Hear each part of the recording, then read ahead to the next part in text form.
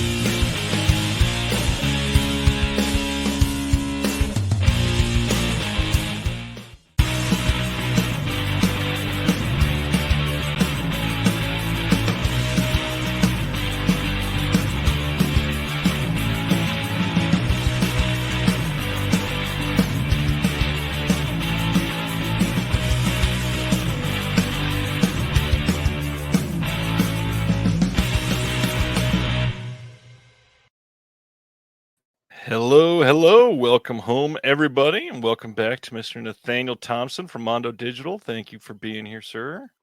Thank you. Great to be back here again. It's been too long.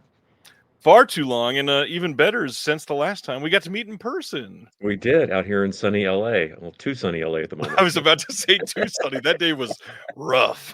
And that was already a long day before the tour that we took running through the Hollywood one. How's everything been for you lately? Very good. Very busy. Cranking out commentaries left and right and reviews and all that kind of fun stuff, and trying to keep track of every 30 release announcements that come out every single day now. So yeah. Yeah, that's a great point. We'll talk about commentaries in just a minute, I'm sure. But last time you were on here, we didn't spend enough time talking about Mondo Digital. And I think there's a lot of people that still don't understand how useful of a site it is. So when you go through and get a title to review, how much work are you putting into all of these reviews? Just a guesstimation on the average amount of time for one review.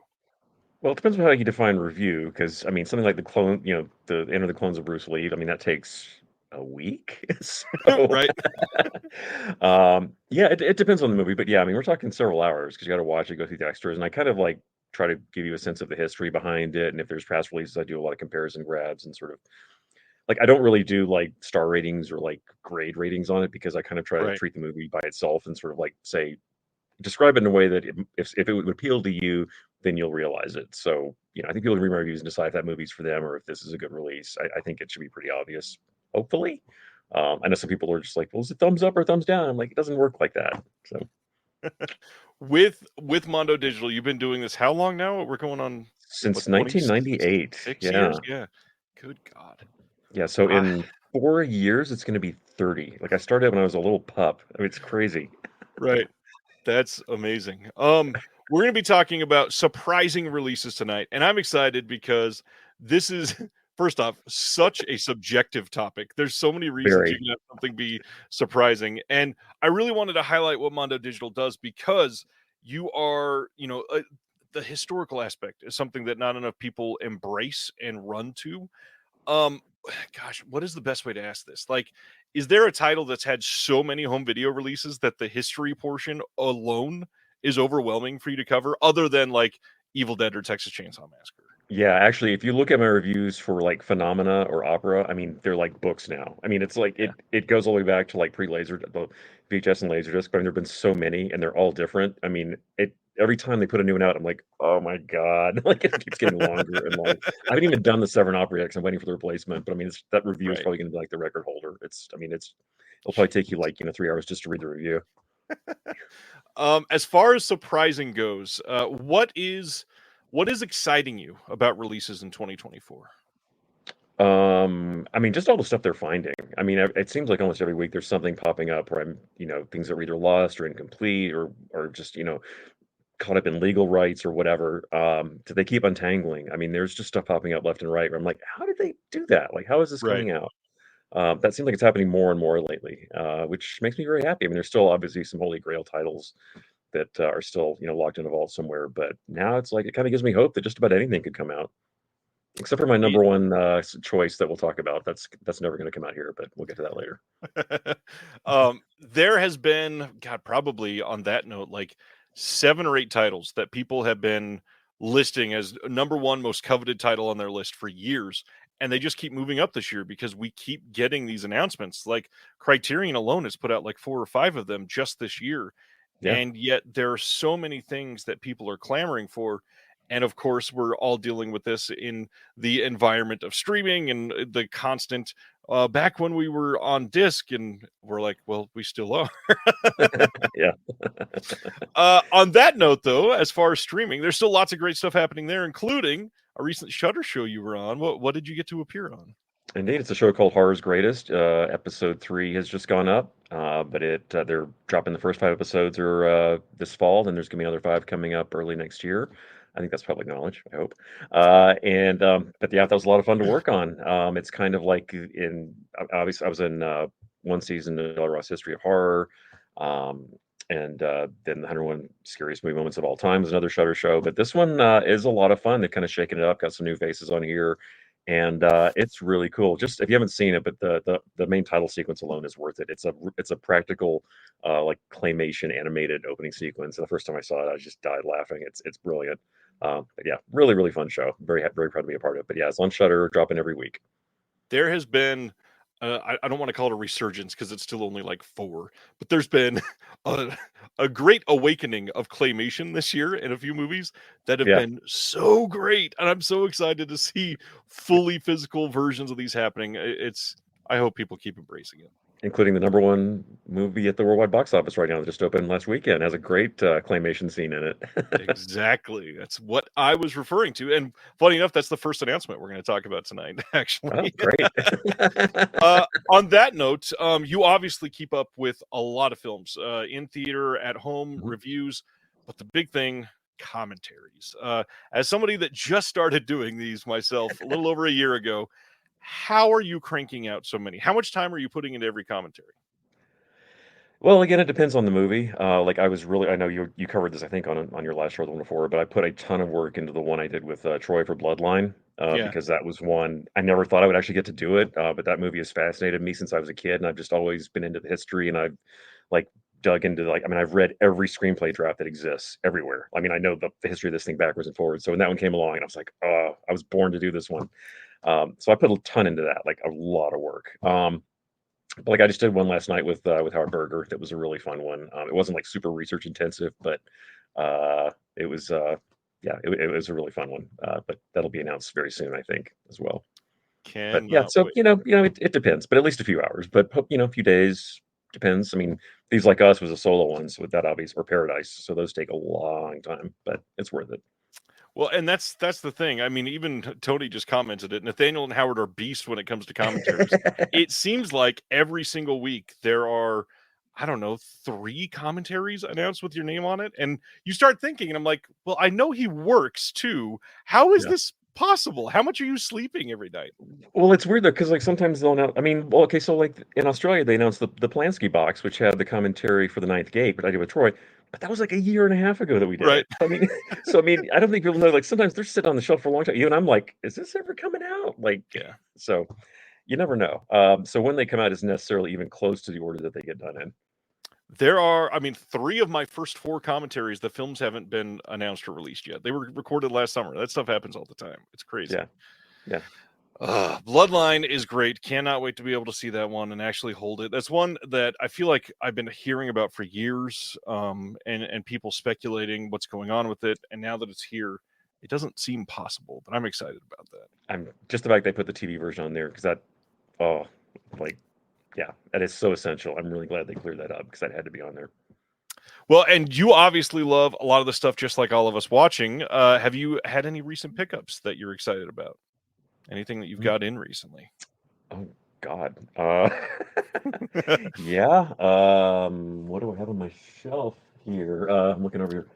Well, I finally got all those UK second run things like Inside and Frontiers and Meg. So Ah, I was slacking on those, so I finally grabbed all those. Bodyguard from Beijing, the UHD. Just got obviously I got a bunch of UK stuff in the mail, as you can tell, because yeah. that's what I'm staring at right now. Um, yeah, there's a lot. So yeah, I'll be digging into all that stuff later this week when I'm not reviewing things. But just got a big box of partner label Bittersweet stuff to review. So I just did. Actually, one of my picks I just reviewed, so I'm not going to say what it is, but yeah, a lot of good stuff in there too. I will say everybody needs to go check out mondo-digital.com. All of the reviews are up there. The newest ones, I believe, stay on the top of the main site, right? Yeah. Newest one, I believe at the moment is second runs Pharaoh from over in the UK. Not And anymore. no, I no. just did one. I posted one about an hour ago, which will tell you what one of my picks is because Oh, I I see wanted it. I wanted to have it up before the show. So if you want a sneak peek, go look at the site. I see it. Oops. Did not mean to spoil that.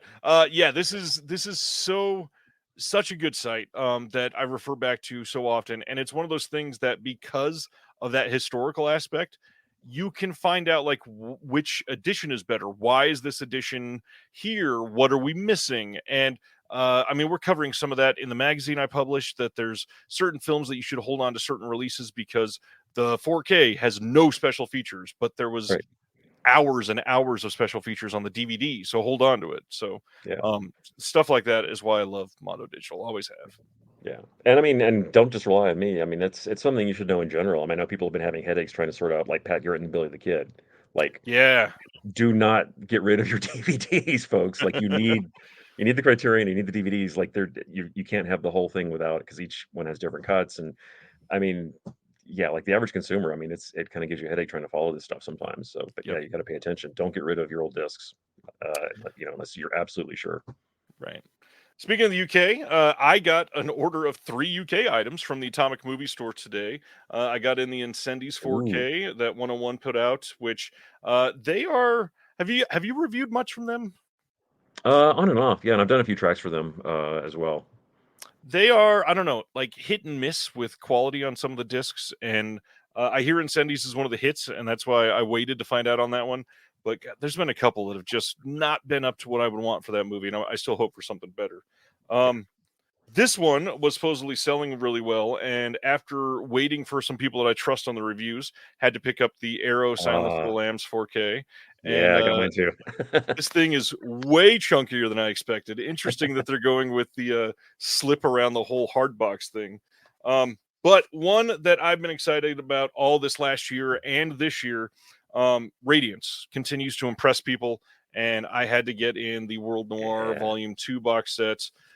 These are Fran is doing special things for Radiance, and I'm very excited because it seems like some of these titles would have fit very well because he was with Arrow under the Arrow Academy line, Mhm. or even under regular Arrow with some of the titles that they used to put out. But Arrow's kind of shifted into this mainstream focus, and now Fran's back to save the day. It feels like, and even we're going to talk about a bunch of 88 film stuff tonight that they've kind of filled in some of these niches that Arrow would have done probably a good 4 or 5 years ago. So I don't Oh know. yeah. There's a lot of exciting stuff happening over in the UK right now. Oh yeah. Well, everywhere. It seems like between them, Australia, Germany, it's like they're killing my wallet. Like, It's very, very true. Uh, other than pickups, what have you been watching recently? Anything exciting? I saw the movie that the announcement we're gonna cover. I saw it in the theater, obviously. Well, let's spoil that. The first title we're talking about is Beetlejuice. Beetlejuice. What'd you think Right. about it? I really enjoyed it actually. I had heard sort of mixed things, so my expectations were just sort of like right in the middle. Yeah, Um, I understand people's misgivings because if you're expecting like a coherent like 3-act movie, you're not really going to get that. But it's sort of Tim Burton. But just having a real full throttle Tim Burton movie just kind of made me just grin. I mean, I was just so happy because I mean, everything like post Sweeney Todd, I've been kind of like. Eh, yeah, eh. So, but this really felt like him sort of back in the saddle. But I just had a really great time with it. I mean, just the Willem Dafoe stuff alone just had me just howling. I mean, there's some nice. gags with him that are great. That half the audience, I don't think a lot of people didn't even seem to catch some of the jokes, which is too bad. But yeah, I was just giggling like crazy through a lot of it, and the music is great. Yeah, I just had a really fun time with it. I caught up with one brand new one this last week. I've got to see Jeremy Saulnier's Rebel Ridge that premiered over on Yeah. Netflix. How'd you feel about that one? I enjoyed it. I thought it was an interesting. Well, I mean, it's not really spoiler to say that to do it like a sort of an action-packed thriller that's non-lethal, I guess. Which Yeah, again, people compare it to First Blood because that's the same thing. Because Rambo doesn't technically kill anybody in the course of that movie, and this kind of does the same thing. right. But yeah, I thought it was good. It's kind of an interesting hybrid of like kind of a legal procedural with like bookended with action scenes. Yeah. But yeah, I really liked it. I thought the actors, all the leads were really great. I was just talking about this with Bruce Holchek. The only thing I can't figure out is why it's called Rebel Ridge, because they only actually go to that location for about For half a like minute, and 20 seconds. it has nothing to do with the plot. So I was kind of like, I guess you're trying to make it like Chinatown as a metaphor, but I'm not sure what that metaphor is. So Yeah, I've always loved Jeremy Saulnier stuff. I feel like his style fits with my taste a lot for some reason. I thought the action in the first half was great. The conspiracy thriller side that hits right about the halfway point, it really slows it down for a minute, but at least it's interesting. I won't yeah, like complain necessarily that we went from high voltage action to storming into a courthouse at night in the middle yeah. of nowhere. But yeah, it worked well. And again, the acting was incredible. I really happy with mostly no name faces that you've seen before. There's a couple that you'll probably recognize, but that was it. It was a lot of people that are just small time character actors really killing it. Yeah. And it actually kind of goes against the cliches in some ways I liked. I mean, like it assumes you've seen these movies because again, I'm not spoiling it, but there's kind of the character they call Serpico, who's like an informer, and Yeah. they kind of assume that you're going to expect something, and you think you predict it, and they're like, oh, actually, meh," and they kind of like reverse it on you. And I was like, okay, thank you, I appreciate that. Yeah, that was special. And then I got a good chance to watch a lot of stuff with my kids this week. We don't tend to be able to see a ton of movies during the week, but we went to a friend's house this last weekend who watches the show. What's going on, Ben? And we projected on the side of his like shed outside Muppets Take Manhattan for a Oh, 10-year-old, a 9-year-old, and a 7-year-old, or and an 8-year-old, and it crushed. They all loved it. It was such a damn good time. It was the perfect temperature outside. oh, Absolutely loved it. And I was so happy because we got in the car and my oldest went, "We need to watch more Muppets." And I was like, "Victory." you got to do uh, Muppet Caper. You have to. it's on the list for soon. And then we checked out School of Rock. My kids had Mhm. never seen that, and that's like a perfect movie for me. Literally beat for beat, just wonderful. And then finished it up for this last week with Batman Returns. Haven't seen that in years. And that is such a weird movie. Yeah. I love it, but man, my kids were like, "This is a Batman movie?" Probably not the right time of year to watch it though. That is such a Christmas No, movie. no. But well, if you're yearning for the cold, it's a fun one. Right. Yeah, exactly. So I got asked 'cause I remember I saw Muppets Take Manhattan in the theater when I was a kid, but, like, I remember, like, the Muppet Babies scene, the flashback, like, just Yep, brought the house down when I was a kid. I remember the whole theater just went nuts during that whole scene. You could barely even hear the songs. People were just, like, dying. yep. So did that still work? It did work. I had shown my kids Muppet Babies on this is gonna sound ridiculous, but on a really low quality bootleg disc like 2 years ago. And all they know from that show, like they barely even remember Kermit being in it, but they loved the theme song. And Mhm. so we get to see it in the show, and they're like, Muppet Babies. They remembered it all of a sudden. It was so perfect. I feel like they loved it. God, I had a blast. It was so much fun. All right, let's get on to our announcements then. We'll talk more about releases from this year and some other stuff going on afterwards. We'll talk about some of Nathaniel's commentaries as we go through, of course, because I'm sure there's about 14 being announced this week. First up, Beetlejuice is getting a glow in the dark 4K steelbook. I know this was confusing for some people because it looks like there's two slipcovers. This is a double-sided slipcover, and this is just a weird looking 3D mock-up here. So Mhm. you're going to have Winona on one side and Michael Keaton on the other of this glow-in-the-dark steelbook. But it seems like a lot of people are happy with the film. So I hope Yep. people get this if they want it. And I see Bob gets on the packaging because he kinda steals the movie too. Absolutely had to. All over the inside of that. Then after that, this kind of came out of nowhere. I'm just going to ask you if you know anything about this. October Nada. 1st, D&D Productions is giving us Billy Beaven, Silent Comedian from 1920 to 1929. I've never heard of these people. Supposedly it was a Kickstarter title a couple years ago. News to me, but I'm intrigued. Silent Shorts. They're doing a little box set. There are going to be, I believe, 2 different discs in this, and they've got some bonus shorts in there. This is region free. You can pick this up on Amazon, and I'm sure a lot of the other places will have it, like Orbit and Diabolic, as long as they're carrying it, which I think they will be. Yeah. 88 films announced a ton of stuff in this last week. So we're gonna be covering them in like 2 big chunks. First, October 28th in the UK and October 22nd in North America. That includes Canada. They're giving us a Blu-ray of the Kung Fu Instructor from 1979. This is going to have a slipcover on it with 4 collector's art cards, and we've got a trailer, stills gallery, and not much else on it. But this is a movie that I know a lot of people love, and I'm glad this is coming out. And the artwork is pretty dang great on this. Yeah, great cover. Yeah. And This I get all their martial arts releases are great. So yeah, I have total confidence in this one. It says artwork by 17th and Oak. I don't know that I've ever heard of 17th and Oak. I don't know, but good job. Yeah, very good job. Next one is The Kid from Kwang Tung. This is coming on the same dates, October 28th in the UK, 22nd in North America. It's a Blu-ray. We've got a slipcover and art cards on this one as well. And again, very few special features. We got a trailer and a stills gallery. That's it. But it'll be region free since it's releasing in both places. And of course, this is a Shaw Brothers title. I know there's a bunch of people picking up all of those right now. And they still have only gone through like 10% of the Shaw Brothers library. I was about to say, there are so many coming out. People are pouring hand and fist to make money to be able to buy all these, and we're barely even into the barrel to be able to get these. Like, they've still barely done the crime movies, so we got a long way to go. Next one is Facets of Love from 1973. Same thing, October 28th UK, 22nd in North America. This one will have a slipcover and art cards as well. This one is an HD transfer from the original neg with the trailer and stills gallery, and that's it. But art looks good on this one. Glad people will have this one. I'm kind of surprised they're not going all in for some of these special features. This one's Shaw Brothers as well, by the way. Yeah. We think with the Shaw stuff they could go nuts with it, but at least they're coming out. That's very, very true. Then this is a pretty big title.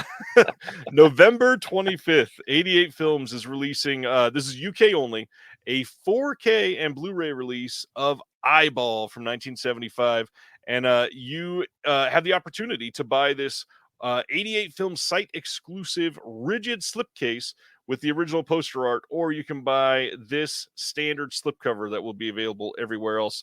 They're both pretty damn great. I love the original on this one, but the new art they got's pretty decent.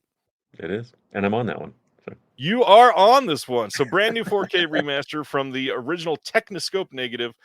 This one is going to have a commentary by the 3 amigos, Troy Howard, Nathaniel Thompson, and Eugenio Ercolani. We got a commentary by Kim Newman and David Flint. A commentary with The Hysteria Continues. Are all 3 of those brand new too? Probably. I think some of it was on their previous Blu-ray, but yeah, a lot of the stuff is new. Interview with Martine Bouchard. No, because Troy did a solo one on the old one, so that's Jeez. So this is all getting updated. 3 new commentaries for Eyeball. That's crazy. Yeah. Interview with Umberto Lenzi, visual essay by Mike Foster, locations featurettes. I believe a couple of those were on the original release. But your commentary for this one, what can we expect to hear about? Oh, we have a lot of fun with this one. I mean, this movie is just such a joy. I mean, this is one of the most fun Jolly out there. I wouldn't say it's like the best technically. I mean, It's not deep red, but oh my God, it's so entertaining. We had a great time with this one. And I mean, it's kind of become a running joke because Troy and I have done I think more Umberto Lenzi commentaries than any other director that we've tackled for some reason. But yeah, pretty much anytime we do an Umberto now, it's always just a cause for celebration. But yeah, we really, really enjoy doing this one. I'm excited for this one. I don't think this has had... Well, hold on. Before I put my foot in my mouth, has this had a U.S. release on Blue? Never. No, it hasn't been out here since VHS. Wow. Do we know why, or is there... Apparently, they have not yet determined who owns it. As far as I'm aware, I've never seen it pop up on any licensors list. I guess because it was Joseph Brenner, it's kind of like fallen into some hole. Like Autopsy and like Torso and all that stuff. Like those have all, been cleared up. But yeah, Eyeball's a mystery one in the U.S. for some reason. Very interesting.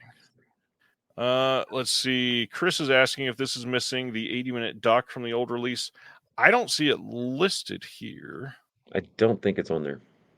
Interesting. So again, we mentioned this before. Hold on to the old release if you got it. Yeah. That's true with a lot of 88 and Arrow stuff. It's like keep your old discs because they tend to like swap extras out like crazy. Makes it rough. Another big one, the 25th of November 4K and Blu-ray in the UK is The Legend of Fong Sai-yuk collection. There is going to be these individual cover arts on both films, and then this is the outer box. A couple of Jet Li films. This is going to have a rigid slipcase with new art by Kung Fu Bob. Very specific style, as always, for him. 2 single digipacks in there with a 40-page booklet with articles by James Oliver, Paul Bramall, and David East. This is going to have a commentary by Chris Paggiali and Frankie Balboa, interview with Corey Yun Kwai, and an interview with the writer Jeff Lau. This looks like a pretty solid release. The second film is going to have a commentary as well. Region free because it's 4K. I'm very, very excited about this. Jet Li's having a hell of a release year. No kidding, especially in the UK. They're going like UHD crazy with him. So, just great. Bring it on. These are both very good movies, says Brian. And then Eyeball is a rare lensy attempt at self-conscious satire. Hilarious. It is definitely a satire. Most absolutely. Yeah, this is great. Looks like a really solid release. Yeah, excited for this one. What is next? Via Vision in Australia is running a replacement program for the Substitute Collection. And the sad thing is there's been a couple replacement programs that we have missed covering over the last few months. So I want to make sure that we got it. We got 2 in this last week alone to cover. But this one was really bad. They got sent an HD master that was full on missing scenes. It was, I believe, the TV cut. And that hurts this film. And this is a box set that people were really excited for because, again, I don't think there's any HD releases of this anywhere else that are legal releases, at least. Yeah, it's only streaming. Yeah, that's it. Very exciting release. If you are needing a replacement, they will be sending it out. You can email them and just provide proof of purchase and your postal address. They think it'll be shipping in October. This one, such an interesting choice for a slip on this. November 12th, Arbalos is releasing 2 Duo from 1997. This is the poster art that people will probably recognize. This is going to have the limited edition slipcase that will be die cut on the front there with that number 2. If you buy it from their website with that slip, it'll come with this number 2 air freshener as well. Hilarious. Arbalos always does great work. Excited to see this. This is going to have a new video interview with the director. We've got Sua's feature-length student film from 1984, a silent short film from 1986, another short film commissioned by the Jeonju International Film Festival from 2002, short introductory film about the children meet cinema from 2019. They just kind of put everything they could on here. And then we've got a new essay called Two to Tango by Jonathan Rosenbaum in a 16-page booklet. This is pretty damn cool. Okay. So is this only the second disc release that comes with an air freshener that I can think of? Ooh, there's got to be. I think Air 4444 did one. I can't remember. Because I know the Burt Reynolds Australian box had one. Yeah. This might be like number 4 or 5. It should happen more often. Ronnie says, do you really want your car to smell like number 2? That's a great question. Yeah, that always happens. Paul says he picked up the Substitute Collection, and then the very next day, they announced the replacement disc. Yeah. Oh, man. Wonder if they will be doing some sort of blacklight art for the minimalist slipcover. It's possible. They did that for Chameleon Street, which is, again, really solid disc from Arbalos. Arbalos, I'm sure you've watched quite a few of their discs over the years. Mm-hmm. Are you pretty happy with their stuff? Any favorite? Yeah. Oh yeah. Their track record's really good, really solid. They do a lot of great extras and kind of just put as much as they possibly can because they know it'll probably be the last release for many of these films. Yeah, that's safe to say. Another 88 films released November 25th on Blu-ray in the UK. Black Cat 2 coming in one of their deluxe hardbox releases. This is going to be one of their slim hard boxes, so it'll still be a rigid case, but it'll be better on your shelf. This is going to have an audio commentary by Frank Jang and Robin Shu, interview with Jade Lung on this, interview with Robin Shue as well. We've got some credits and a trailer in Cantonese and in English and a stills gallery. I know a lot of people were waiting on this because they did such a solid Black Cat release. And I just found out this week that I didn't even know this was the case, but there's a Black Cat 3 and Black Cat 4. Did you know about that? I know they exist. I've not seen them. But yeah, I don't think they've ever had HD releases, so I'm curious if there's any indication those might be coming someday. Yeah, from what I understand, they're not of the same caliber as the first two, but no, I think they're in name only. Gotta love it. Moving right along, Muppets joke. October 29th, Kino is releasing Deadly Circuit from 1983. This is going to have a new audio commentary with Daniel Kramer. He just mentioned that he did this one and very excited about this. The stars Isabella Johnny. I have never seen this movie, and it seems like you're excited about this. Can you tell us about Deadly This Circuit? is a cool movie. I'm really glad this is happening. This was out on Blu-ray in France for like a minute, and then it was out of print before I could even get it. And I was so mad that I missed it. So but I'm glad I waited. Yeah, this is a really great one. This was actually remade very controversially in the U.S. as Eye of the Beholder with Ashley Judd and Ewan McGregor. This is a much more coherent film than the way that one turned out. Now this is a very, very cool one. I love this movie. Funny thing is I knew it was coming because I actually bumped into Daniel. We crossed paths over at the Academy Library over in Beverly Hills, and he was coming to pull research on this, and I was pulling it on the one that I just did with Howard last night. So a while back. So yeah, just funny timing. So yeah, as soon as he said he was working on this, I was very, very happy. This is a really, really great one. Speaking of Daniel, you're interviewed in his new doc, right? I am, yes. Yeah, the Sylvia Narzano doc is going to be coming out on a release from Imprint. Or no, Indicator. Sorry, Indicator. Sorry. Or Imprint. No, Imprint, yeah. It's Imprint. Yeah, it's Imprint. Yeah, sorry. I was going to say, I saw the title card at the beginning of the doc. It's definitely Imprint. Yeah, sorry. Yeah. I was right the first time, and I second guessed myself. I was trying to remember the logo. I'm very excited for people to see it. The documentary is so well put together, and God, he is passionate as hell about it.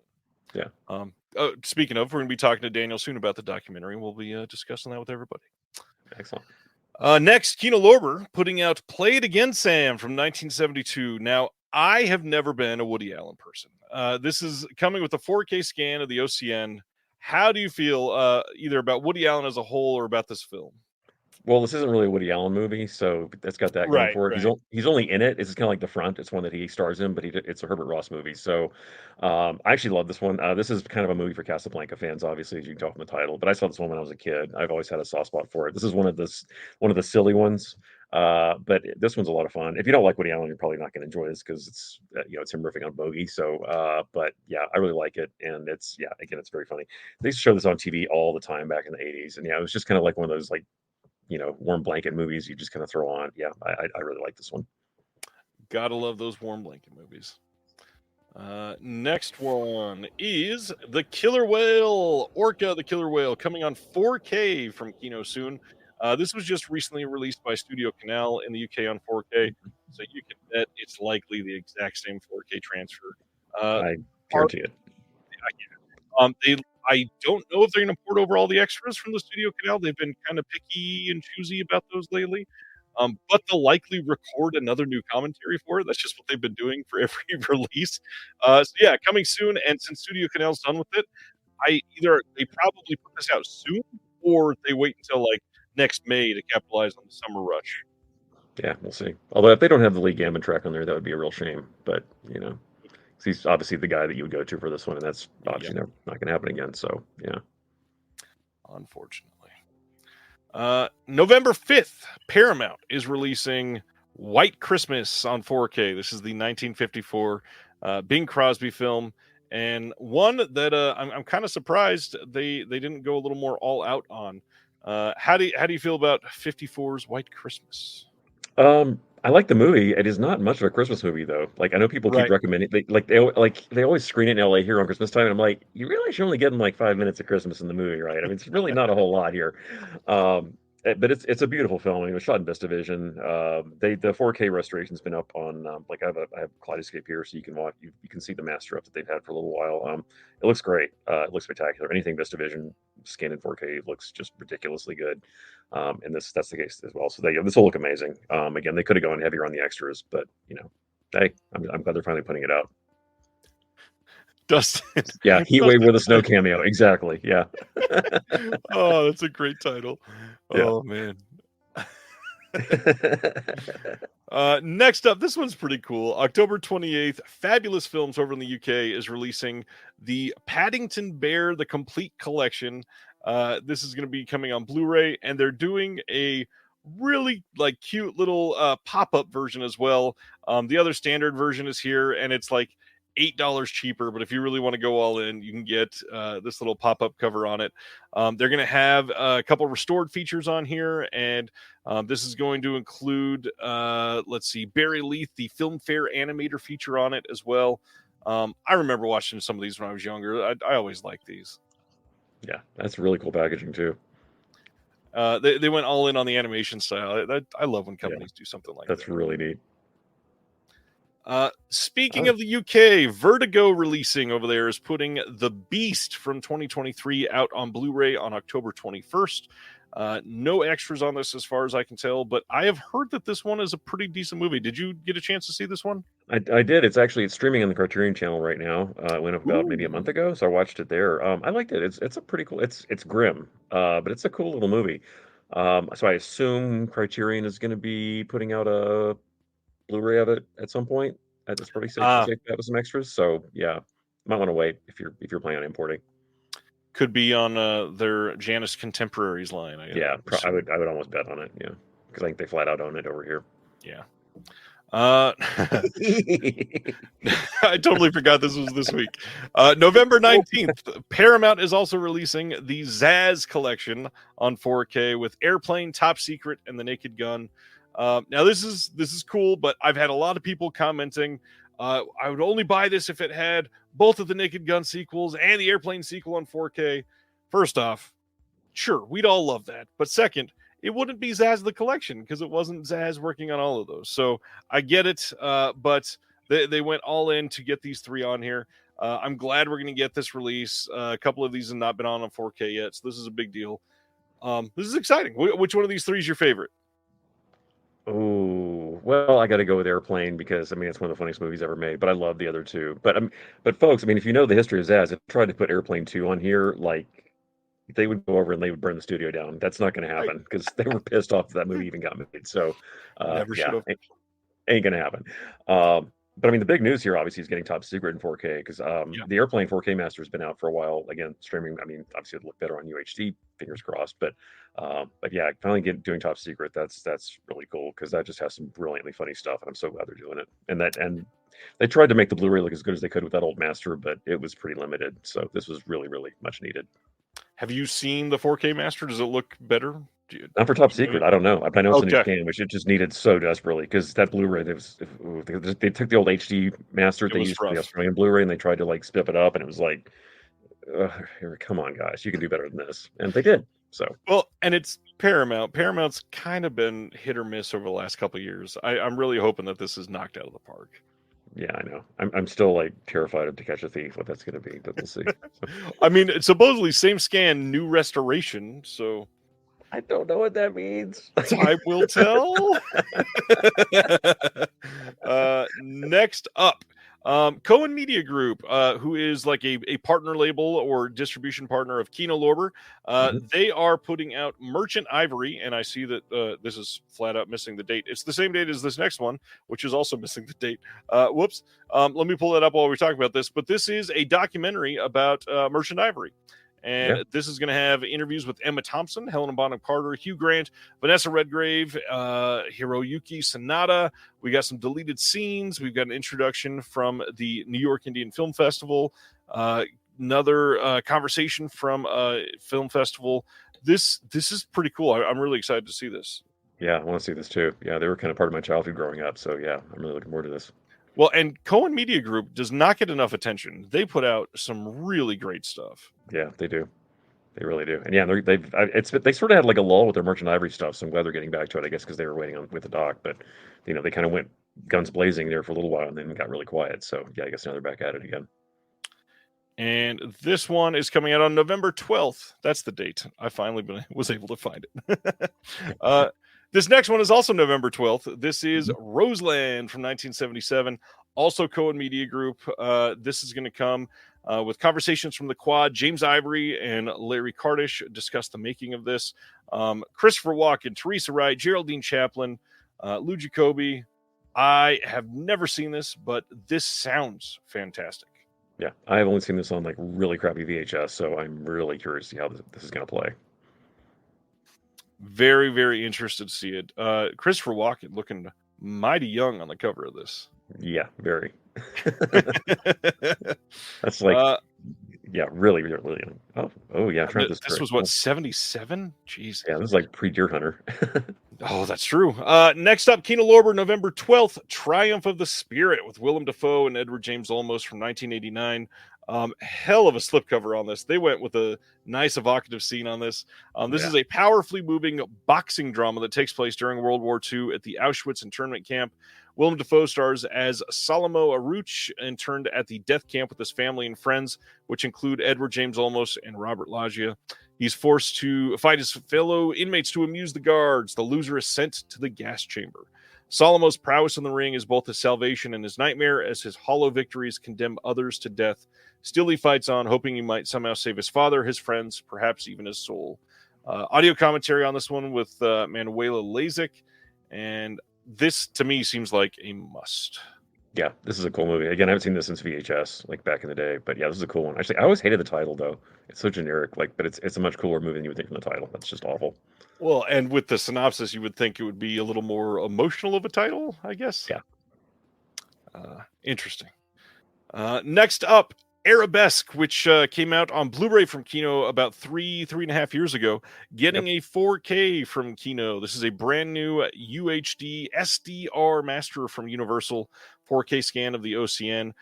Everything else on here, I believe, is the original, including a commentary with Nathaniel Thompson and Howard S. Berger and Steve Mitchell. Yes, indeed. That was a fun one to do. And yeah, my God, the Blu-ray alone was psychedelic enough. I can't imagine how this is going to look in 4K. It might be a blessing this doesn't have HDR, actually, because it might like blow your projector up. But yeah, this movie is very visually overwhelming. If you haven't seen it before, like Stanley Donen just goes nuts with like the crazy lenses and colored lighting and everything. It's yeah, this one's a treat. I have to imagine you probably recorded that commentary a good 4.5 years ago at this point. At least, yeah. But we had a lot of fun with it. I remember that we enjoyed doing that one. It was right here at my house where I'm recording this. Nice. Raro is putting out a couple of films that they've released through Radiance in the UK, and they are now releasing it with Kino here in the US, including this November 5th release of The Italian Connection. A lot of people commented that this was something that was part of a collection before, like we all didn't know that. This is a brand new 4K remaster that got way better reviews than the old release of this, because the box set release they did of the DeLeo stuff was very not great scans of the films. It was before Raro was able to get really in there with some better equipment. This one also has an audio commentary with Sam Deegan on it and an archival documentary, Roots of the Mafia. This looks like a hell of a great release. Yeah, it does. And yeah, boy, this one needed a new scan really badly. So yeah. And that UK one has done very well for people. So excited to see this. Speaking of replacement programs, a little while ago, Film Movement has announced that Greenfish from their Poetry of Li Changdong box set that they just did, there was a master problem. So if you watched your disc, your disc probably looked fine, but it was just an older master. They were supposed to have released a newer HD master, and they didn't like what was on the disc, so they're going to be sending you a brand new one. If you ordered this through Vinegar Syndrome, it will just come with your next package. Next up is the other one from Raro, The Boss, coming out on Blue on November 12th. This is another new 4K restoration from the OCN, another audio commentary by Sam Deegan, and another archival documentary, Mafia Stories. This one also with Henry Silva. And again, the Kino Lorber sales are on release day, whatever. Feels like this absolutely deserves a pickup. 100%. Italian Chevy Chase. Definitely looks like him on the cover. Which one? They kind of Yes, at different stages in life. yeah. That's like Community Chevy Chase on the right. Oh man, this Ooh. is the announcement that rocked the world earlier this week. November 4th, Studio Canal is releasing The Third Man on 4K as part of their Vintage Classics line. A 4K collector's edition of this that looks, first off, beautiful, but second off, massive. Like, this is something that will take up half of a shelf by itself. Um, let's go through some of this. First off, pop-up rigid box packaging, and when you open it, the Third Man theme plays. That's insane. 64-page booklet with brand new essays. Fully annotated shooting script is in this. 4 art cards, a poster of the brand new artwork.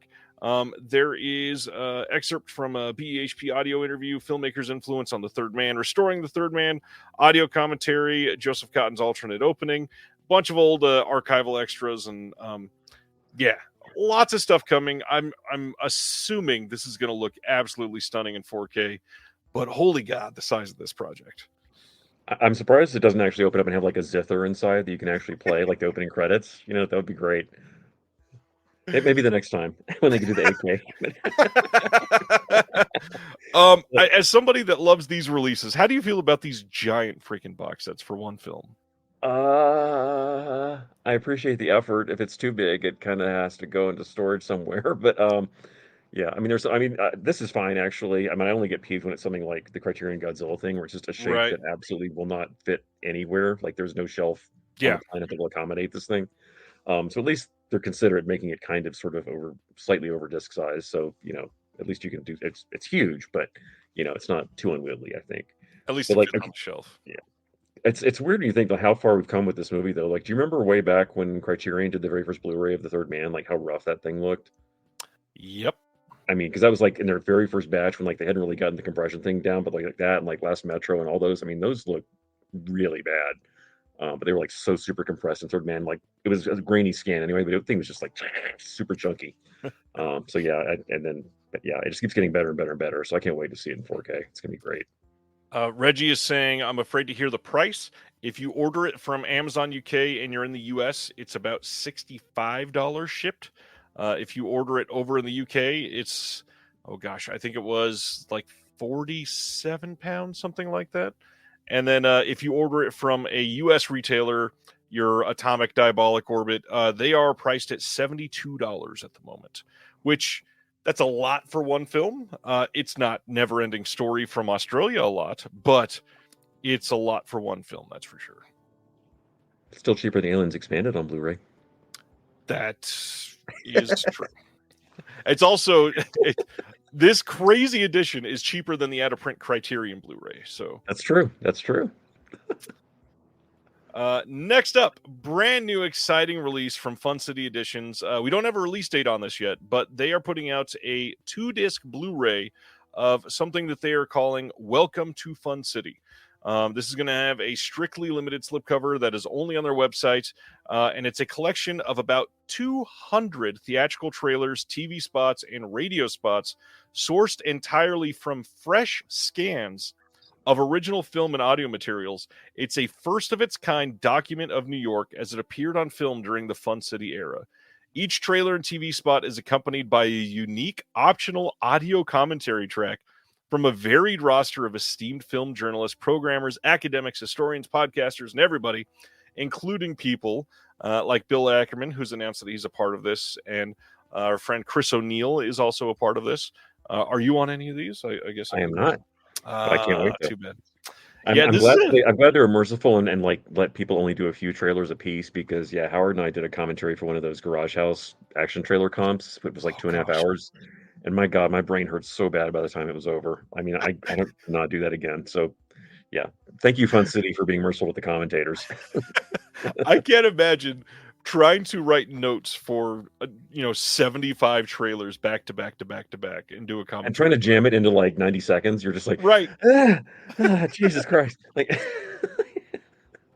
describing specific trailer shots. Yeah, that's awful. Yeah. Let's see. Stan says, I would suggest a film with a similar goal. Los Angeles plays itself, which is great. Every cinephile should see it for sure. Great doc. Absolutely. Very curious to see what hard-to-find movies show up on Welcome to Fun City, myself included. Well, I think it's pretty safe to say Night of the Juggler is going to be on there. I on the cover. Would be weird if it wasn't. Senator says, I want it, but it's $50 after shipping and tax. Now, what's interesting, this is a lot of people are complaining about this. 2 Blu-rays, and it's they're just calling it a trailer comp and saying, but it's $40. How come? Again, fresh scans of 200 trailers, TV spots, and radio spots. First off, this could not have been cheap to license everything. But second off, just the restoration work for 200 of these is astounding. Yeah. And the $40 doesn't seem crazy. Yeah, it's worth it. I have a feeling, he didn't introduce himself, but I have a feeling this is our friend, Mr. Howard S. Berger, says the trailer comp was over 3 hours for Garage House. That hurts even more. Yeah, it's been a few years since that came out. I remember it was really long. I mean, it took all night to record that thing. Yes, what an ambitious idea. Completely agree. Oh, look at that. LA Plays Itself is on sale on Grindhouse with their brand new sale that they just launched. Nice. Chris says, got to say, I get why, but physical media is crazy expensive now and hard to keep up with. I mean, yes, but you also don't have to buy everything. Brian says, I agree. Very expensive for trailers. Don't know why we care about trailers. Don't get it. Well, there's a lot of history there. And they're really fun. Yeah, I'm excited for it. Next up, we got some Clint Eastwood 4K announcements. Kino doing the Iger sanction from 1975 on 4K on November 5th. We got a new audio commentary by Justin Humphreys on here. Also includes the archival commentary with Nick Pinkerton. And this should look pretty great on 4K. That should look amazing. Especially with Dolby Vision. Yeah. Next one is Play Misty for Me, which is the one I'm most excited for out of all these. Again, Dolby Vision Master. New commentary by Alan Spencer, who is a screenwriter. And yeah, again, this looks like a really great release. Oh, yeah. Love that they're putting all these out on the same day so that everybody can have their wallets hurt all at once. 2 Mules for Sister Sarah is the third one. Yeah, we just talked about how expensive this is. Buy 3 on day 1. Again, November 5th, 4K, brand new Dolby Vision Master. This one also has a new audio commentary by Justin Humphreys, and it includes a bunch of archival extras, and it's got the Blu-ray in there as well. This is a pretty astounding stack of releases for Eastwood fans. The fact that we're getting 2 Mules for Sister Sarah and Paint the Wagon on UHD in the same year just cracks me up, because they might be the 2 weirdest Clint Eastwood movies. So, yeah, it seems kind of appropriate, I guess. Howard asking, does it have my features on there? Yes, video essay by Howard S. Berger. Play it again, look back at Play Misty documentary. Is that all you had on there? It's got the old Tim Lucas commentary as well. There's a good question. Adam is saying, I went all the way back to Iger sanction, didn't I? Look at that. Somebody's saying, Adam's saying, Play Misty is his best film. What do you think about that statement there, Nate? Ooh, it's one of my favorites. It's a lot of fun. I'm not necessarily sure I'd say it's the best, but it's up there. It's really high up. Now he's saying other than Unforgiven. I'm gonna go with a dark horse figure, but I really love High Plains Drifter a lot. Ooh. So not one you hear often for a favorite. No, it isn't, but I really love that movie to pieces. It's hard to pick one. I don't know. It's toughy. Interesting. Then this was pretty damn cool. November 12th, they're doing a Blu-ray release of The Martian Chronicles again. This is the 2018 HD master that they had before. However, they're adding audio commentaries for all of the episodes. All of them have Amanda Reyes on it. The first one also has Heath Holland from over on Serial at Midnight. The second one has Justin Kurzweil. The third one has Daniel Budnick. There's also an archival interview with James Faulkner on here. And Amanda revealed today that there's some other miniseries coming from Kino here soon. So that's pretty exciting, too. Can't wait. I've never seen this one, and I'm very, very curious to check this out. No, this is a great one. I'm not sure why, but this one really spooked me out a lot as a kid. It's not really all that scary, but it just really, really kind of like got under my skin for some reason. But yeah, this is a really cool one. Nice. This is cool. November 19th, The Visitors from 1972 is coming to Blu-ray. This one has been semi-difficult to see. It was on like a double feature DVD, I think, for a while, and that's been out of print for like a generation or something. And then there was a VHS that was also like kind of hard to come by. This one's going to have an audio commentary by Kat Ellinger and Martin Conterio, who she just married. Very curious to see how that turns out. She seemed very excited to be a part of this. Great release. I like the slipcover on this. The art looks really good. Excited to see this one. I'm excited to see it looking good because every home video version of this before just looked like crap. It was off like dingy old prints and just looked really bad. So yeah, I'm fingers crossed this is going to look good. Oh, Perfect World. Yeah, good choice. Can't wait for this one. Next up is Harrison's Flowers from 2000, coming on Blue from Kino on November 19th. Annie McDowell, Elias Koteas, and Brendan Gleeson and Adrian Brody in this one. We get an audio commentary by Manuela Lazik. And this is a huge cast. And somehow, I don't think I've ever heard of this film at all. I actually saw this, I think, on VHS, maybe, but I remember nothing about it at all. Positive or negative? It's a very interesting poster art on this. I want to know what exactly that is. Going to our next one, Magnolia is releasing Dance First. This is a Samuel Beckett film starring Gabriel Byrne, and I've heard great things about this. This is from this year. Did you get a chance to see this one too? Haven't seen it. Darn. Next up is The Bat from 1926. Undercrank putting this out. This is for everybody that is not excited about this next part. Had to warn you. Mod Blu-ray will be made on demand. Will not be pressed. Coming on October 15th. This is a brand new 2K restoration they did as part of a Kickstarter thing. If you were on the Kickstarter, you would have gotten a pressed Blu-ray. This is going to be digital restoration by Undercrank from 35mm film elements. Was preserved by UCLA Film and Television Archive. Has a new score, of course, by Ben Modell, and includes the 1926 comedy two-reeler, A Fraternity Mix-Up, and a short documentary in the life and career of director Roland West. This looks like it's going to be a great release. The film sounds fun as hell. Well, and good timing because VCI just put The Bat Whispers out as that double disc Blu-ray, which is the sound version, which is amazing. If you haven't seen that, it's the fact it was made as early as it was is ridiculous because it's just visually staggering, the invention in it. But this is pretty much the same movie, but silent. And they actually have a side-by-side comparison with the silent one. So thank God they're putting this out on Blu-ray because, after The Bat Whispers, I was like, come on, where's the bat? And here it is. So, yay. I love what Ben Modell is doing over with Undercrank. They always do great stuff. What a weird transition. From The Bat to Feed. My neck hurts now from that one.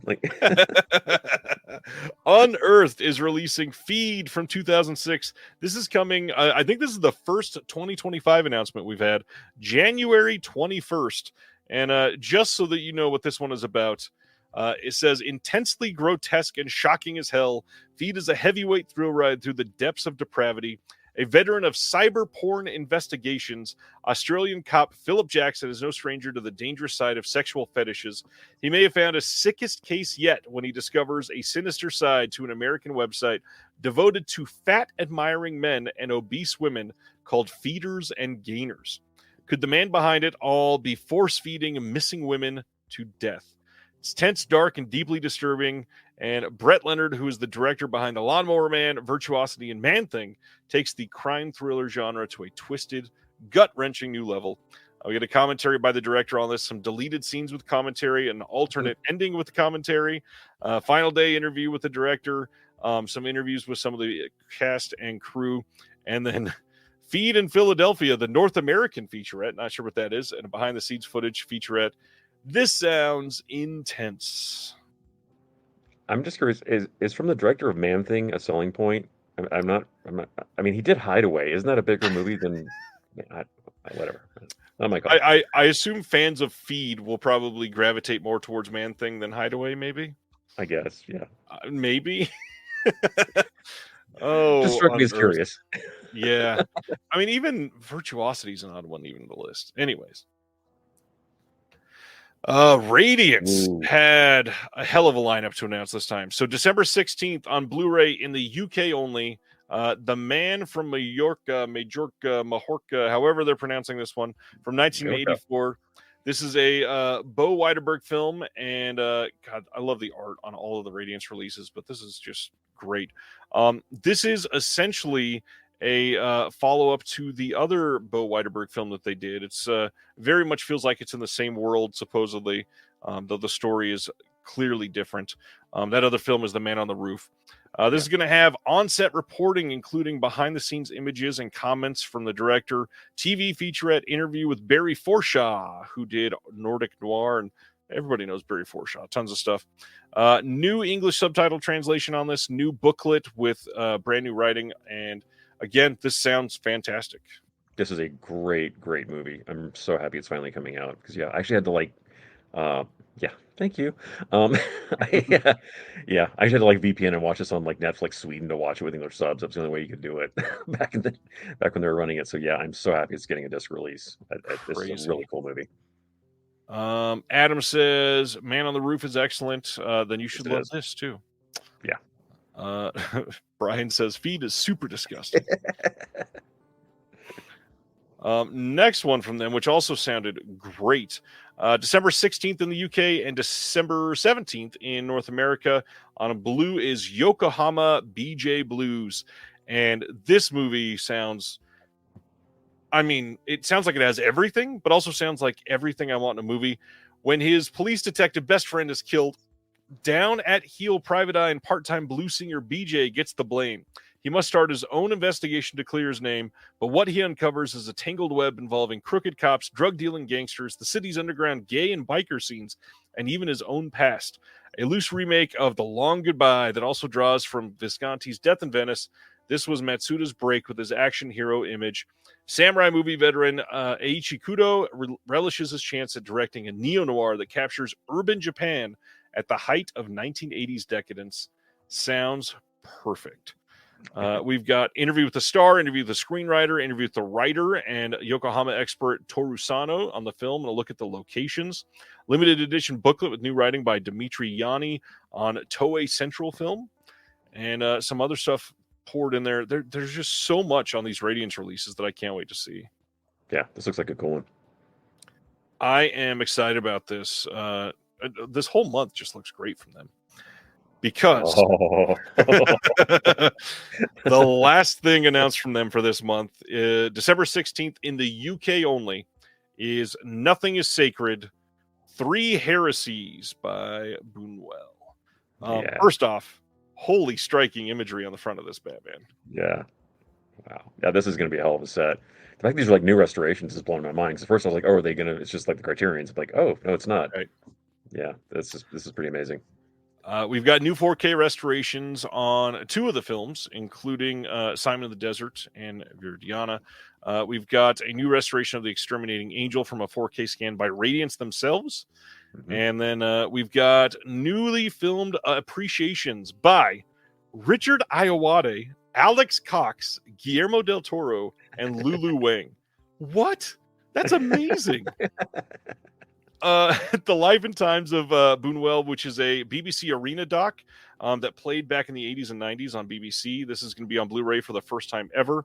A doc directed, it's called A Mexican Buñuel, doc directed by Emilio Mali from 1995. That's almost an hour long.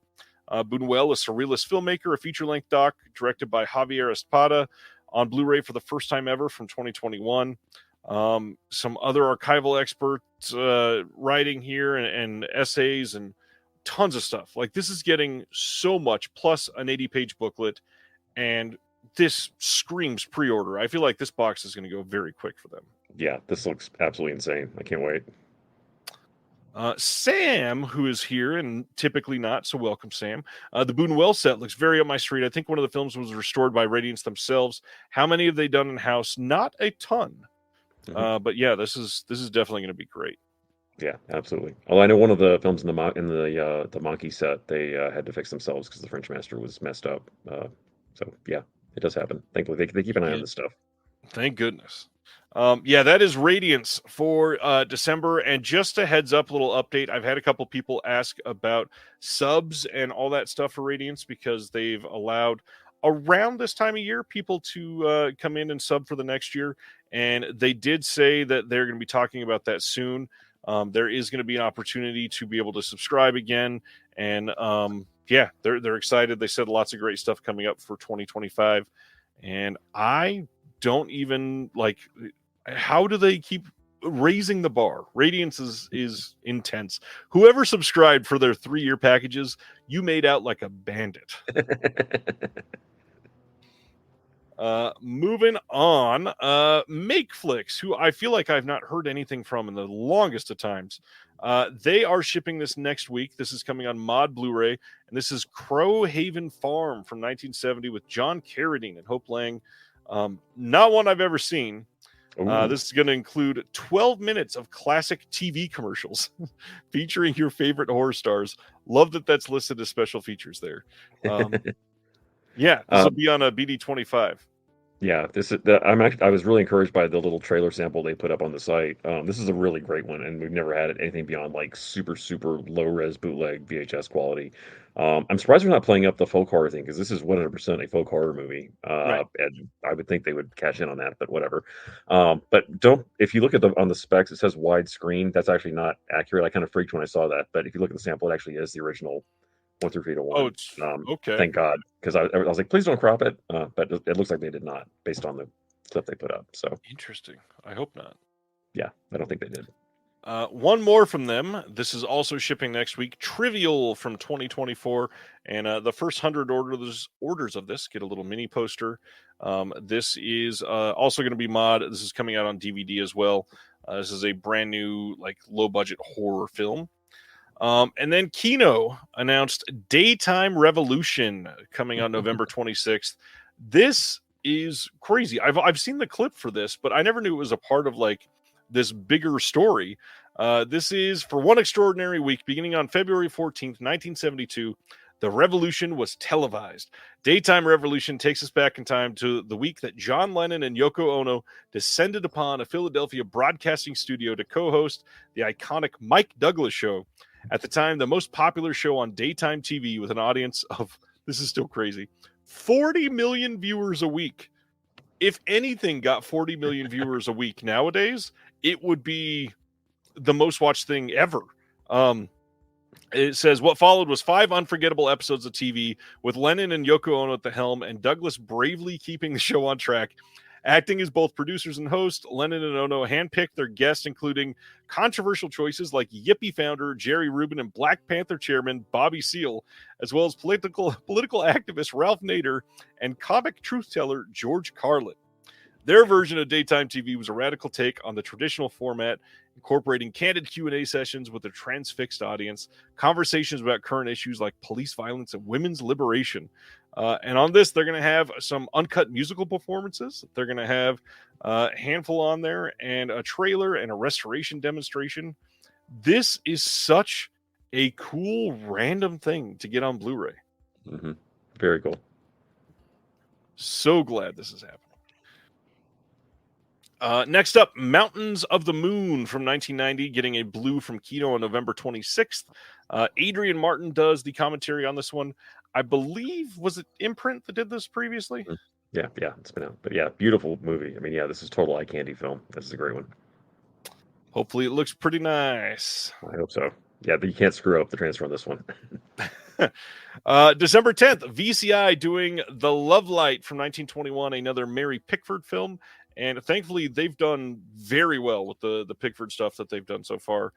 This was filmed in 1912 as a collaboration between friends, Mary Pickford and Francis Marion. The silent gem was reconstructed from multiple sources by UCLA Film and TV Archive for the Mary Pickford Foundation and passed to VCI for final restoration work before it gets released.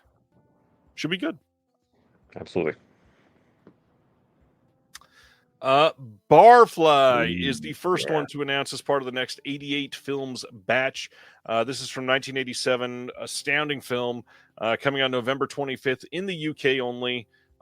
This one, does this have a US Blu-ray yet? I know Imprint did it. Not yet.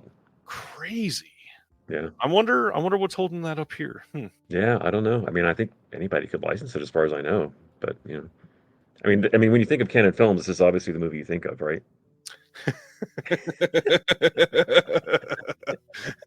Yeah, that's probably true. Well, I just saw this might be a reason people aren't licensing it. I mean, they're licensing from MGM, but people who do people who do special features don't really love MGM. Yeah, we all know why. So this is gonna be fun because 88 Films got rather horny this week. November Big time. 25th in the UK, we're getting a Blu-ray as part of their brand new Roman porno line of Apartment Wife, Affair in the Afternoon from 1971. A lot of these are going to be involved in the whole Nikatsu scene, and they were scandalizing the nation when it launched. And yeah, some of these I'm very, very surprised that we're getting a release. And I'm very excited about these because Impulse did a ton of these on DVD back in the day, but like almost none of them got no kidding. But like almost none of them hit Blu-ray. There's only a tiny handful they did, and they kind of again just vanished. So yeah, I'm so glad they're sort of picking up where those left off, and yeah, I'm really glad there's more on the way because yeah, these movies are just crazy entertaining. That's the first one. Then we get Woods Are Wet. This is from 1973, also a part of the Roman porno line. And again, these all are going to have special features. I believe Jasper Sharp is on all of this first round. Not sure what else is going to be on there, but 88 Films is kind of weird, like Shout Factory, where they announce the title and then months later, they'll announce a delay, and then second off, they'll announce all the special features. So that's Woods Are Wet. Next up, Knife Under the Throat from 1986, getting a release from 88 Films. I thought this was hilarious. This is the cover that Instagram decided to blur and warn about for me. And it was like the least scandalous one. It was just that it was blood. Go figure, I guess. But yeah, this is like a sort of French take on the Giallo. This was out on Blu-ray from Le Chac Film a while back with English subs. But yeah, nice it's getting a UK release. Yeah, this is a very sleazy, very trashy, very entertaining. Yeah, it's a good one. Featuring the one and only Brigitte Lahaye. Yep. Next up, November 25th in the UK is I Am a Nymphomaniac from 1971. This is the Max Picus film that we just got in the US from Mondo Macabro. So if you got that set, may not need this one, but this will likely have different special features. So if you really love it, you might want to pick up both. Then they are getting their Slasher Classics collection, having something added to it. November 25th, they get Mortuary from 1983. This could be exciting because there was an MVD Rewind release of this recently, and it was fairly lackluster. Not much on there. I hope there's something on this to make this one special. I feel like this one gets forgotten a lot of the time. This is a pretty good movie. Yeah, it's a fun one, and has a really interesting performance by Bill Paxton that nobody talks about. Look who's here. Daniel Kramer says, "Hey there, fellas. About to record a new track. On what? I'll never tell. Nathaniel, I already told you, so never." Thanks for the Sylvia mention. Yeah, we had to shout it out earlier.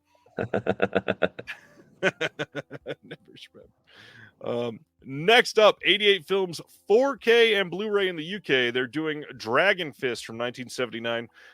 They're going to have a website exclusive version of this. And I got to admit, the website exclusive hard box release, I like it a lot worse than this cover art. I feel like Kung Fu Bob has deserved his reputation. This one looks quite a bit better to me. No idea on the bonus features, but this looks pretty great. And this one needed a new scan because in that initial batch of Jackie Chan's, this was, oh my God, this one looked terrible. That was the only one, but it was horrible. It was so DNR to death. It was unwatchable. So yeah, thank God. Then the title I've gotten the most complaints about today, Masters of the Universe from 1987, coming on December 16th on Blue in the UK. Again, it's an MGM title over there. I don't know why there's no new master for this. This is probably going to be the exact same old HD master that's like 11 or 12 years old at this point. But the big thing for everybody that's complaining, this is the first Blu-ray release of this film in the UK ever. So it's deserved. It's deserved. But we still need a UHD at some point. Of course. It'll happen. Oops. Skipped over one with very visible nipples. Um, I missed that the first time because it was obscured by the blue, but Instagram doesn't care. Hopefully YouTube doesn't. December 16th, as part of the Italian collection, Story of a Cloistered Nun from 1973. We've got a release of this previously, but that was not over in the UK. So glad we're getting a release of this. And looks like it's going to be good stuff. Should have brand new extras. Steamy cover on this as well. Yeah.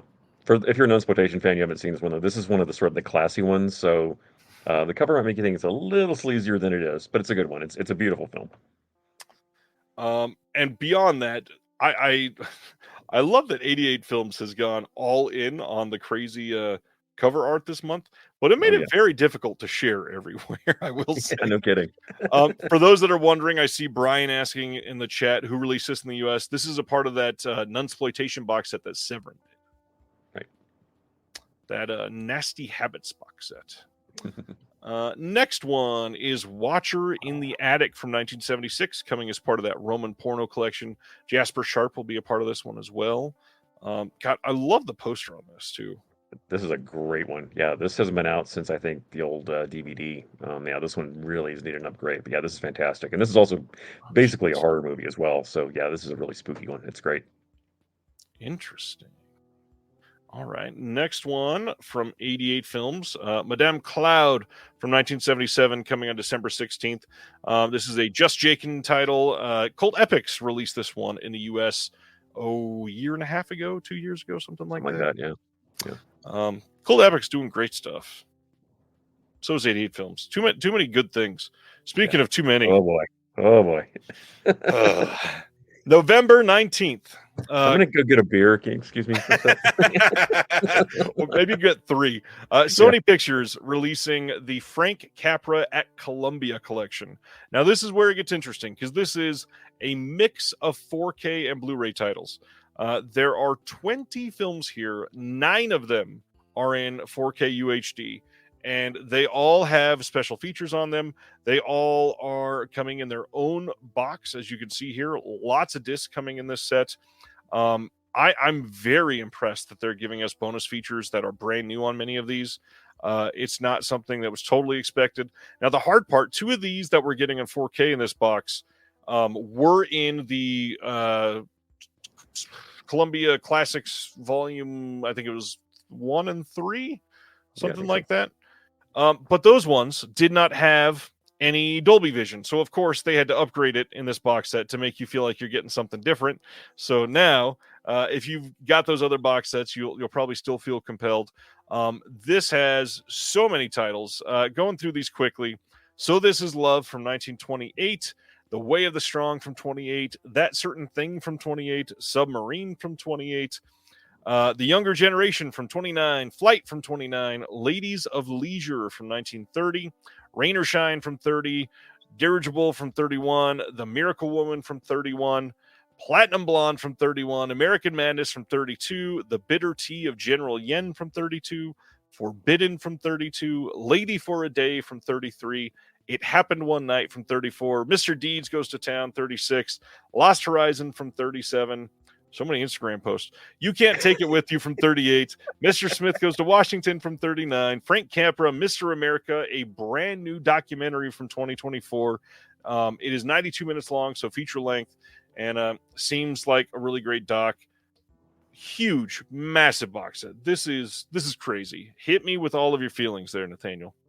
Well, I think what shocked me was actually Submarine, I believe, is one of the UHD titles, which I think that would make this the earliest American title to hit 4K, I believe. I can't think of one earlier than that. I mean, I know we've had like Dr. Caligari, from Germany, but I can't think of any Hollywood movies that have hit UHD that were made before that one. So that's wild. Yeah. What about some of the bonus films in that Columbia Classics Volume 5? Are any of those earlier? Because I don't think those were. I don't think any of those were actual 4K though. I don't believe. The bonus ones, there's a couple of them that are. Maybe, yeah. I have to go back and look. But I think as far as like a standalone release, so this is like they're going further back, so it's kind of encouraging. So I hope they 28. keep doing that. Yeah, I can't think of one prior to that. It's pretty impressive, I got to say. This is a this is a wild set, and it kind of makes me even more like disappointed they wound up not putting out that UHD of Meet John Doe. Right. Because, like, God, the timing would have been perfect. So they kind of missed the boat on that one. It's too bad. Sivner says this is the ultimate dad box set for the holidays. Adam is happy, says great box set. Chris is guessing $250 USD. What are you thinking this is going to cost, Nathaniel? Well, yeah, I mean, if you look at what the Three Stooges set cost, and that was only Blu-ray. I mean, that was in the 200s. So yeah, probably about 250. That sounds about right. I was earlier thinking maybe 200, but then just the sheer number of discs in this and the fact that they're going individual cases, that's a lot of materials. It's probably going to be 225, 250, somewhere around there. Yeah, like I said, just based on the Stooges is kind of where I'm thinking that's probably where it's going to wind up heading. And I will say, beautiful looking box. Not putting it down at all. This is something that I have to applaud Sony, who continuously is the one major studio that seems to put a lot of love and affection into not only just catalog titles, but like foundational studio starting major important titles from their past. Yeah, like why doesn't Warner Brothers do this for the Eastwood set? I mean, like, right? That, like, come on, it's a no-brainer. Like, I don't get it. Yeah, there's so much that Warner Brothers specifically owns that they could have killed. Anyways. Straight from Frank Capra to Sweden porno blonde animal. Did you do this on purpose? 88 films, again in the UK. This is coming as part of their Roman porno collection. This is a Japanese take on the Swedish sin phenomenon. I will share this cover art got me temporarily banned from Facebook for about 12 minutes earlier today. I was going to say, have you ever had a week with more black boxes on the artwork? No. This is the most by far. Sand Hamwich is here, says, wow, I've listened to so many Nathaniel Thompson commentaries. Nice to see his face. Hello. I have one. Couch has laughed at the transitions. I swear I did not plan it. Next up is a deluxe edition of Sex and Zen coming out December 16th on Blu-ray in the UK. This is a big deal because this Cat 3 film is uncut and remastered for the very first time. The previous releases of this looked god-awful. Very, very hopeful that this looks pretty good. Yeah. And weirdly subdued cover art for what the movie is, if you've seen compared to everything else we just saw. like how do you go soft on Sex and Zen? This is the one they pulled back on? Like... Oh man, speaking of censorship, let's look at Virgin Witch, which alone has 4 black boxes on it. November 25th, this is coming as part of their Tygon collection. This is from 1972. Again, I may be the odd one out, but I feel like this one's slightly boring, and again, the cover makes it look way sleazier than the overall film is, but good movie. It has a huge fan base, though, because I mean, we did this on DVD back at Image when I worked on it. This thing sold like crazy. I mean, I don't know. I guess the title and all the like naked British women and stuff. That's all you need. But I mean, that's got to be it. It never stopped selling the whole time we had it. I don't know, but like I said, I love these Tygon releases 88's doing though. These all look gorgeous. I mean, if you're ever on the fence with these, like every single one of them is like a massive, massive upgrade. Interesting. Yeah, Disconnected After Dark. Yeah. Mike says this film is not good. This is God. Who? Oh, look, I have it right here. I don't know how everything is always right within reach. Somebody, Screenbound, put this out in the UK just like 2 years ago or 2.5 years ago. Huh. Interesting. I'm gonna have to research that afterwards. I forgot that came out. All right. Moving to our next one, which we're almost done already. 9 Queens, back from 2000, coming as a Sony Pictures Classics release on October 15th. I've never seen this movie, and this poster is really odd. That is a terrible cover. I don't know what Photoshop monstrosity they did to pull that off, but yeah, that is awful. But this is a really good movie. If you like sort of like con artists, like kind of movies, this one's a really twisty, very David Mamity. Ooh, yeah, it's a good one. Just ignore the cover though. That's putrid.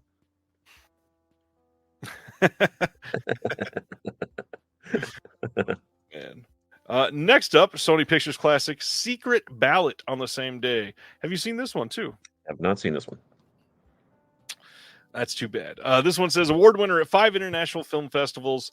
Secret Ballot is a satirical comedy that humorously sheds light on the universal discrepancies of the voting process. We don't need that right now.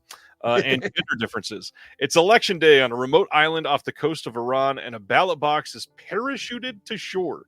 An unnamed soldier is assigned to escort a female bureaucrat to gather votes. Together, they embark on a chaotic journey, turning the island upside down, desperately seeking anyone's vote. There is more to the secret ballot than the two could ever imagine.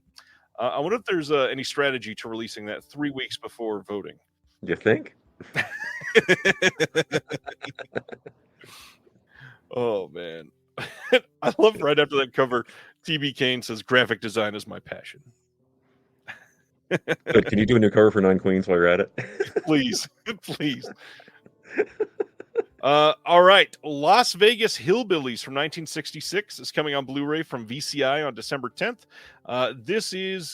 It's odd that they did it in this order, but this is the film that came before the one that they just recently put out. What is the full title? Hillbillies in a Haunted House. Hillbillies Haunted House. Yeah. Hillbillies in a Haunted House, which honestly looked way better than expected on Blu-ray. It looks stupidly great. I'm hoping this one looks good. I've never seen this one. We got Jane Mansfield in this one. Have you seen this one too? I have, yeah. This is like, for some reason, this was like a very popular VHS back in the day. It was in like every video store. I don't know why. That and Haunted House. Like Blockbuster Video stocked heavy on these. I don't know why. Like Movie Gallery, Hollywood Video, all of them, they all bought in on this. Who knows? Interesting. But yeah, it's a fun one. I mean, it's a musical comedy. You know what you're getting. Of course, Jane Mansfield.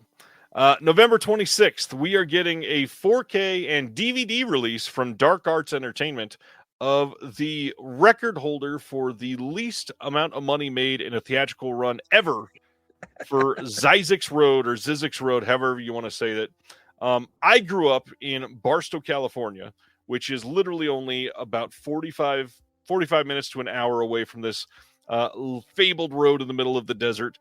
And to see that this is getting a 4K release is amazing. There are some extras coming on this. Like if you look in IMDb, there's actually a documentary that's listed as somebody producing it. So I'm sure that's going to be a part of this disc. For those that don't remember, Dark Arts Entertainment is a brand new label that is owned by John Penny and Brian Usna. And this film happened to be directed by John Penny. So that's very obviously why this movie is getting a 4K release from this label. This movie is going to cost more on 4K than it made in its theatrical run. Literally. So will this be the lowest selling UHD title of all time? Only time will tell. Well, no, VCI has put some out. Love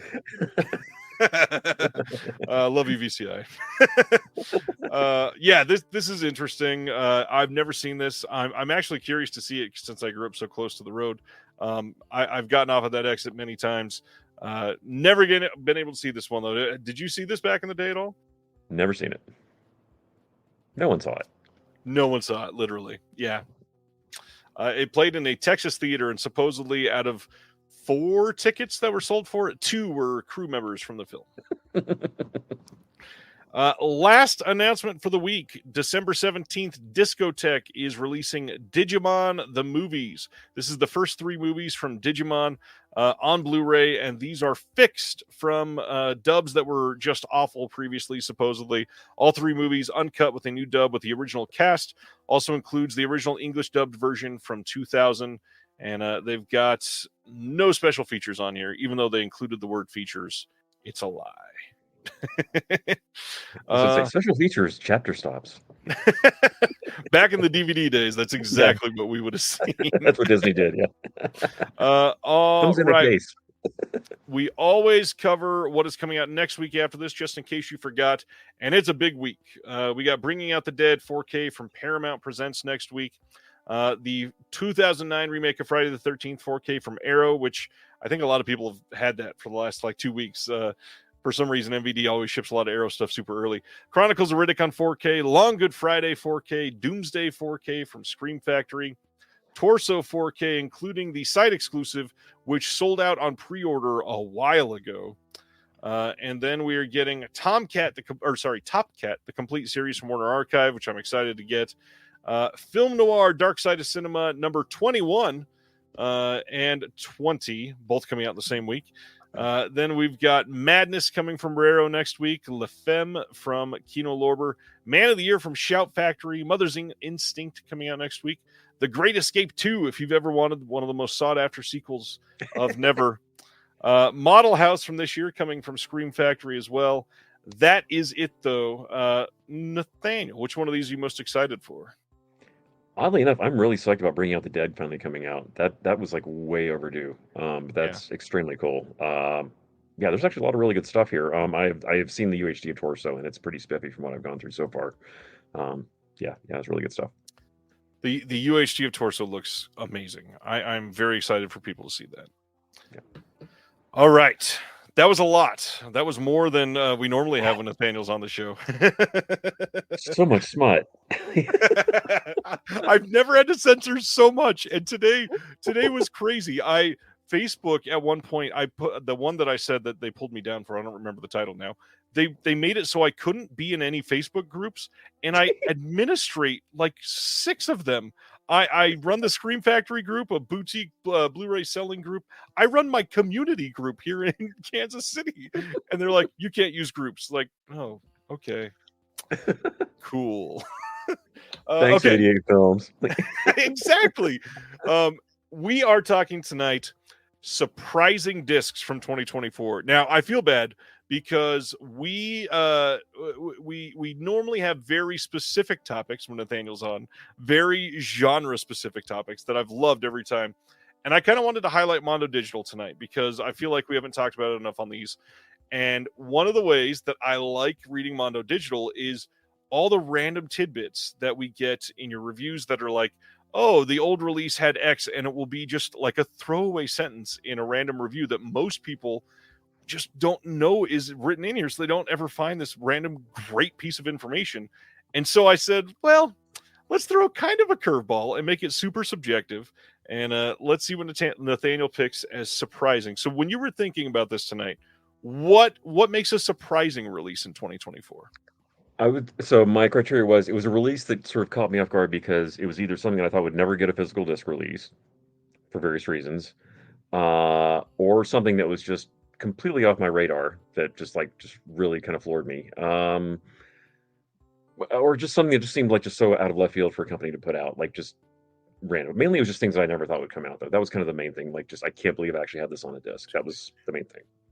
I think 4 of mine are that exact same criteria. So I'm excited. Nathaniel picked out like 12. So we're going to have a lot of honorable mentions to discuss. Yeah, it was 14 titles that I got down to, and you want me to do a top 5, and I was like, oh, this is hard. All right. So what is your first one? And we'll go back and forth, and then we'll list all those honorable mentions. Okay. So are we starting with like number 5 going up to 1? Sure, yeah. Okay. All right. So my number 5 is Little Darlings, which came out from Cinematograph. If you know the history of this film, it seemed like that was It's my number 5 too. Yep. It was tied up in music rights hell forever, and it would show on cable, oddly enough, uncut. And then eventually it popped up on Amazon, but it was just never going to get a disc release. It seemed like it just was just hopeless. And thank God Cinematograph just came out swinging with their first release. They got it all cleared up. They got it put out. Music's in there. It looks great. It's on UHD. Really solid extras. Yeah. What can I say? It's essential, and it's a real dream release. I can't believe it's actually out. It's kind of surreal still thinking that it's out there. Yeah, I primarily picked it because, again, it's surprising because it's one of those titles that we were told for years, like, this will likely never come out. People have used the word never many, many times for this one. And then to have it come out and have it be affiliated with Vinegar Syndrome. It's not a very typical Vinegar Syndrome title, which is why it's on this brand new Cinematograph line. And it makes a lot of sense. It looks great. The disc is good. I wish the special features had a little more people from the cast involved, but other than that, the only thing I will say, I really don't love the cover art on a lot of the Cinematograph so far. Yeah, there's a few factors in there. There's like those artist likeness issues, and the fact that also they were putting it together. The disc started getting put together during COVID, which also presented some issues. So, given what they had to work with, it's pretty darn solid. I'm really happy with it. I'm not putting it down. This type of deluxe packaging on some great picks so far. They've had for me at least 3 like amazing titles, and then the rest have been at least wow, these are very good. So Yeah. at this point, they've been very, very impressive so far. We shared a number 5, so you can go immediately to number 4. Well, easy enough. If we share number 4, I'm going to be really shocked. My number 4 is Intrepidos Punks from Vinegar Syndrome. I almost put that one over here, but I'm glad I didn't. Yeah, that and the sequel came out on Blu-ray, and this is one that a lot of people have been wanting, especially in LA. This one's kind of legendary because I agree. This used to run like as a repertory screening title. Once or twice they showed it here, and it always brought the house down. But like just getting the rights sorted out and trying to figure out like how can you even get a complete version of it? It seemed like there were so many different cuts of it, but they actually managed to like assemble a true uncut version of it through all these sources. And yeah, it just the fact that it just saw the light of day just makes me so happy because I never thought we would get a Blu-ray of that thing. It seemed just impossible. But having both of those movies together in a set is just mind blowing to me that it actually happened because I've been wanting this for like 20 years. So thank you. The amazing thing is they first announced this like 4.5 or 5 years ago, and then they just couldn't do it. They were still wrestling with things behind the scenes. Even then, they were just like, and I was like, it's not going to happen. Like, there's no way you're going to do this one. There is, as far as I can remember, at least 2 more titles that they've announced that were coming at some point, but they've been years, and I'm really hoping that we still get them. I doubt we're ever going to get Coonskin, but God, I hope we do. God, I really hope we do. I don't know what the deal is with that one, but yeah, we need that one badly. My number 4 is again another one where I am impressed and surprised that this company wanted to put not only this out on disc, but to put this much into this release. And that is because we got I believe it's a 4-disc release, and it does not say on the side, of course. Yes, 4 discs of a 4K release of Goodbye Uncle Tom from Blue Underground. Oh, yeah. I don't even know how to explain how surprising this is because there are so many extras on this. The fact that the movie looks better than it ever should have, probably. Yeah. And it's 2024, and this is getting an impressive boutique release is nothing short of surprising. It is amazing that a company like Blue Underground, who a lot of people have critiqued for only putting out stuff that they've released previously, would put so much new into a film like Goodbye Uncle Tom. Now, the other thing, I was very surprised that it was so expensive. However, I understand. I understand, and it is in an astonishing package. And if you don't have it yet, and I think it's still in print, I think so. You probably should. This is something that is worth it and absolutely worth watching. And I don't know. It's obviously an odd one. You got to get yourself in a mindset and understand what you're getting into, essentially.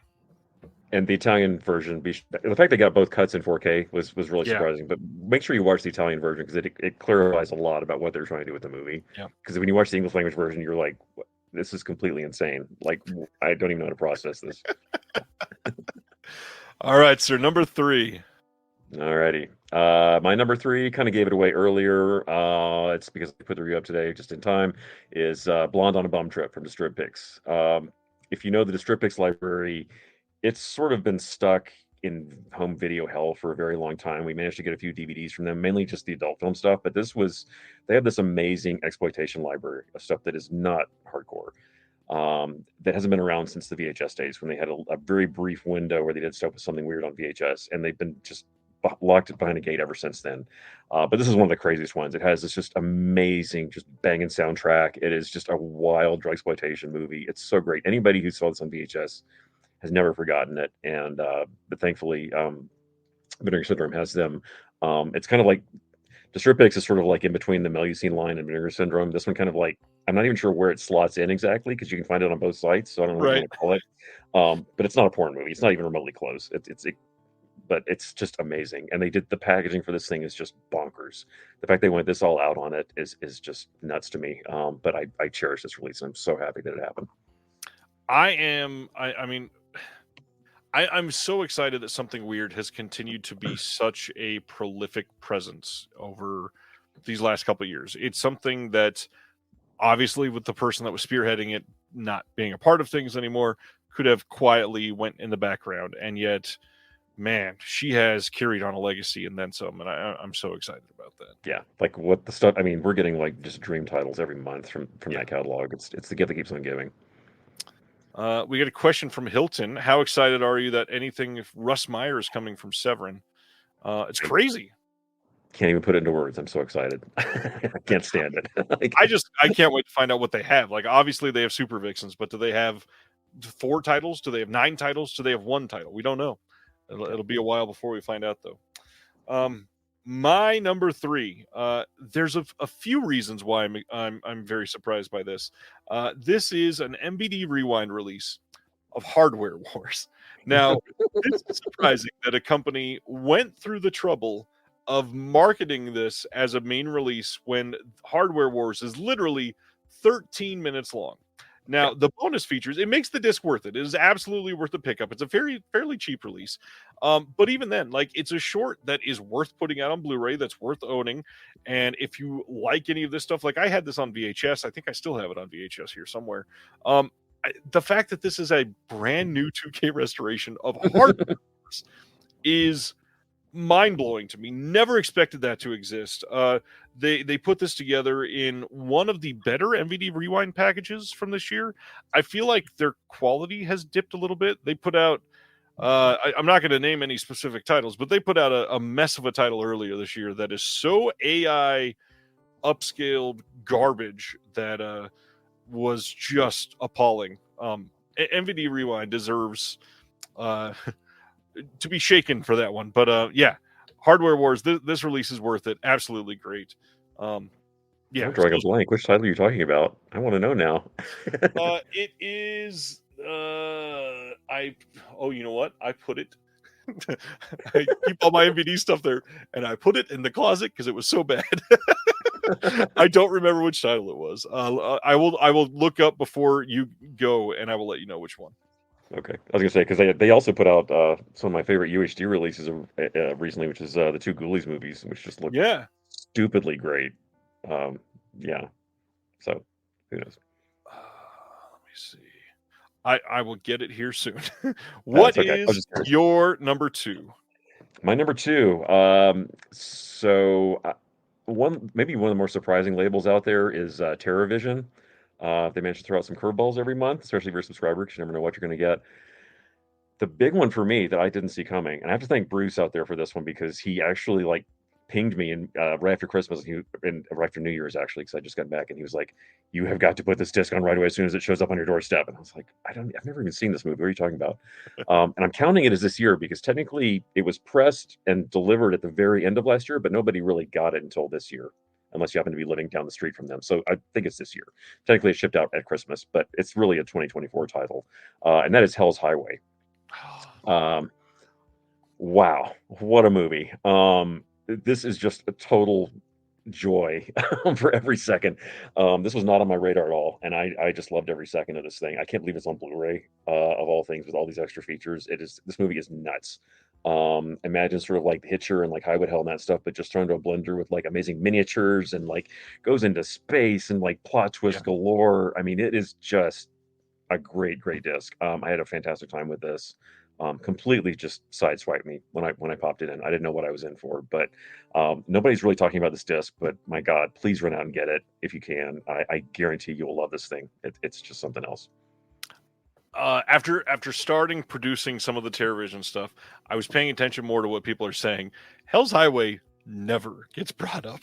I know because no one puts it in. They look at the cover and they're like, "I'll get to it at some point." You're subscribing. Right. Don't just please put it in, please. It is incredible. Look at that. Sam says Hell's Highway is my first TerraVision release. Absolutely love it. Phoebe Dollar's great in it. Absolutely, yeah. Hell's Highway is an SOV gem. Yep. Amazing. So I found it. The MVD Rewind title is Hail Caesar. Released December of last year. Yeah. It looks god awful. Yeah. Okay, so this next one, I know this is going to be a sour taste in some people's mouths because it was one of the dreaded replacement programs I mentioned earlier. But I'm still amazed and surprised that we got this beautiful Blu-ray box set of Inside the Mind of Coffin Joe. This is another one of those that we were told for years, the Coffin Joe stuff that you got from Synapse and a couple other of the companies from, I don't know, like 11 years ago. That was the last round of those that went out. Those are going to be all that you're going to have. And unfortunately, they were lost in a fire and all this. And then Arrow comes and releases something that makes all of them look so much better. Great special features, massive amount of effort goes into this, and then an overwhelming list of content on every single one of these discs.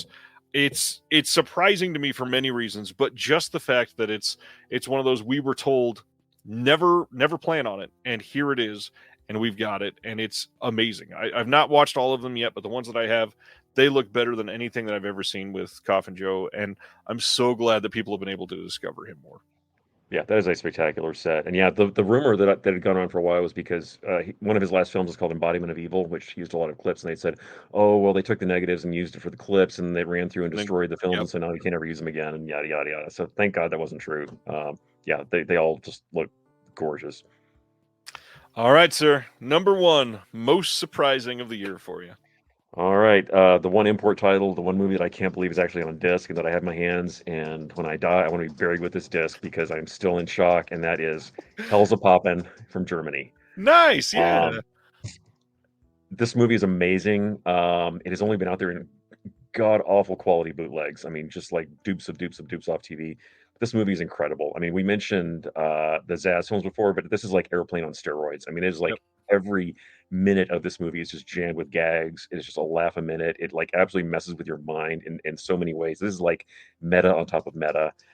It starts off with a musical number in hell, and it just gets crazier from there. Yeah, it's just a phenomenal film. But the German Blu-ray looks great. It has a really great making of on there, and it will never come out in the U.S. It's stuck in legal hell because of the theatrical production that it was based on, and Jerry Lewis and this whole legal thing that it's involved in, and it's not going to happen. So it's probably all we're ever going to get, but that's fine. It's a cheap disc. You can get it from Amazon Germany or whatever retailer you want, region free. And yeah, it's just I'm still just in absolute shock that movie's on Blu-ray. People sleep on a lot of the German retailers a lot, but funny enough, they are one of the countries where the rights are a little less in limbo on many of these titles. There's stuff that's been released over there that will never come out in the U.S. other than this one. Places like Wicked Vision, places like Turbine, places like PlayOn. But this one is from Anolis, who Eugenio works on a lot of their titles as well. It's licensed from Universal. I mean, the Universal logo is on it. They could do that. I mean, it's a legit release. They gave them the master, yeah. It's wild that they've been able to do as much as they could over there. Please pay attention to Germany. A lot of their stuff is region free, and a little like pro tip for a lot of people that don't know, most of these German companies, they put English subtitles on their films, but they don't advertise it because they're not supposed to have English subtitles. They just do it quietly. So check it out. Check out the Blu-ray.com forums if you really want to verify first. It is worth seeking out many of these for sure. Especially a lot of their UHDs, because there's some you might sleep on because it doesn't say it on the specs, like right around the rain. But they're on there. Oh, that was perfect. Okay, so my number one, this is probably less surprising as a release itself, but I am always impressed when like Radiance can come on the scene, and their first three titles, everybody looks at them and goes, oh, they are here. They know what they're doing. This is going to be incredible. I was blown away and so very surprised by the first release from Celluloid Dreams. Oh, yeah. This UHD is one of the best looking discs of the entire year, and not enough people talk about it. It is a fun film. It is a wonderful movie. Obviously, you know, a lot of us have talked about this before. It's one of the better giallos. But the 4K disc, this is, it cannot be explained how beautiful something like this. It is genuinely surprising that it could look this good. I am just absolutely astonished by it. I do have to throw in, I wanted to have a bonus because I've done so much of TerraVision, and I've done so much for this disc specifically. But I had to say, I feel the same way about Nail Gun Massacre. This movie never should have looked this good. And this UHD, even though the first reel of this, they filmed it rather blue, but the rest of this movie is beautiful. Bonus features like crazy, but the 4K specifically Nailgun Massacre never should have been this lush, this textured. It is a gorgeous disc.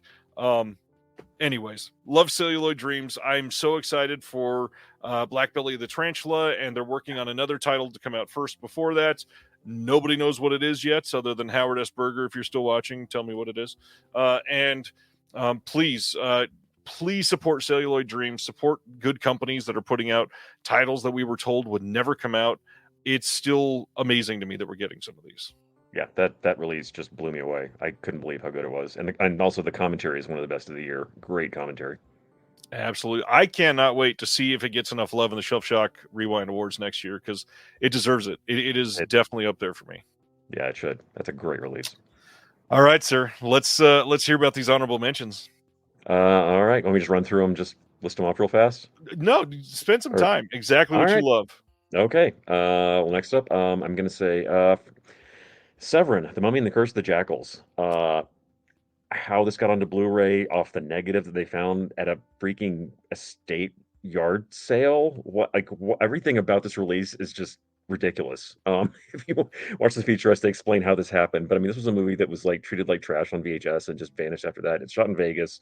If you're a monster movie fan, this thing is amazing. They have it's a great release. I'm just kind of floored that it's actually out there, and it just looks stupidly great.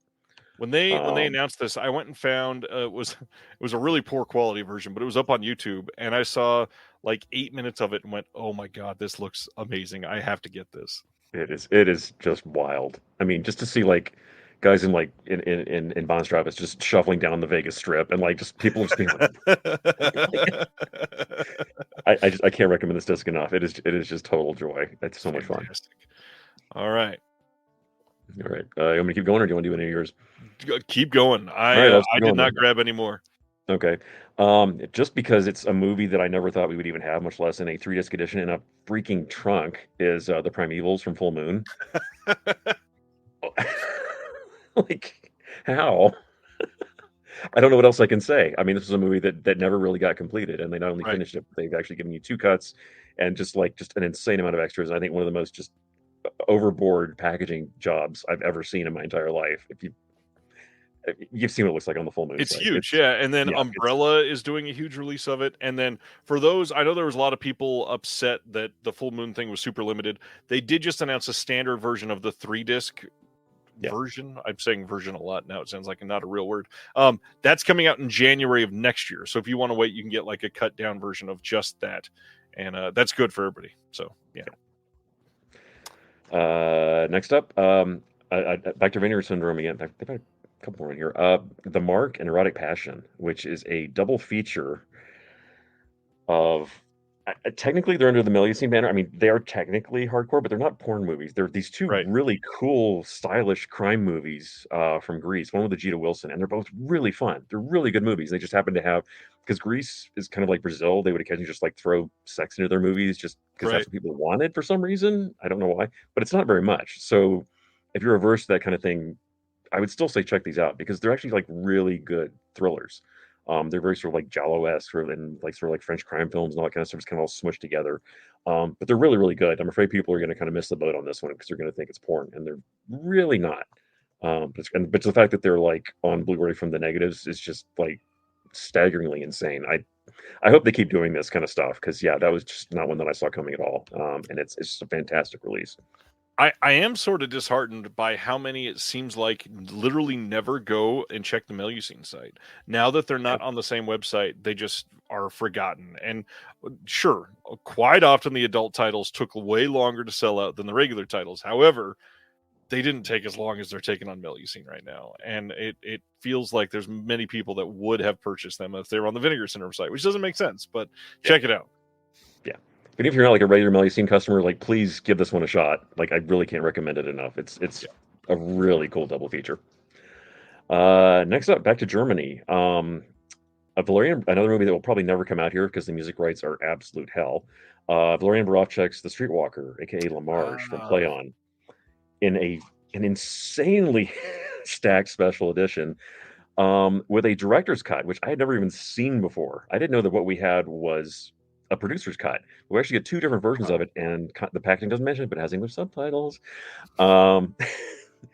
But this is kind of an outlier. It has Sylvia Kristel and Joe D'Alessandro. It is a just gorgeous, like modern day kind of dreamy Paris film drama that he did. But the soundtrack is just nuts. It's got like 10cc and like Elton John and like all this stuff. I mean, the soundtrack of this thing is nuts. But it's only cleared in Europe, which is why it's never come out over here, and probably never will unless Cinematograph wants to take a stab at it. But I can't imagine that happening.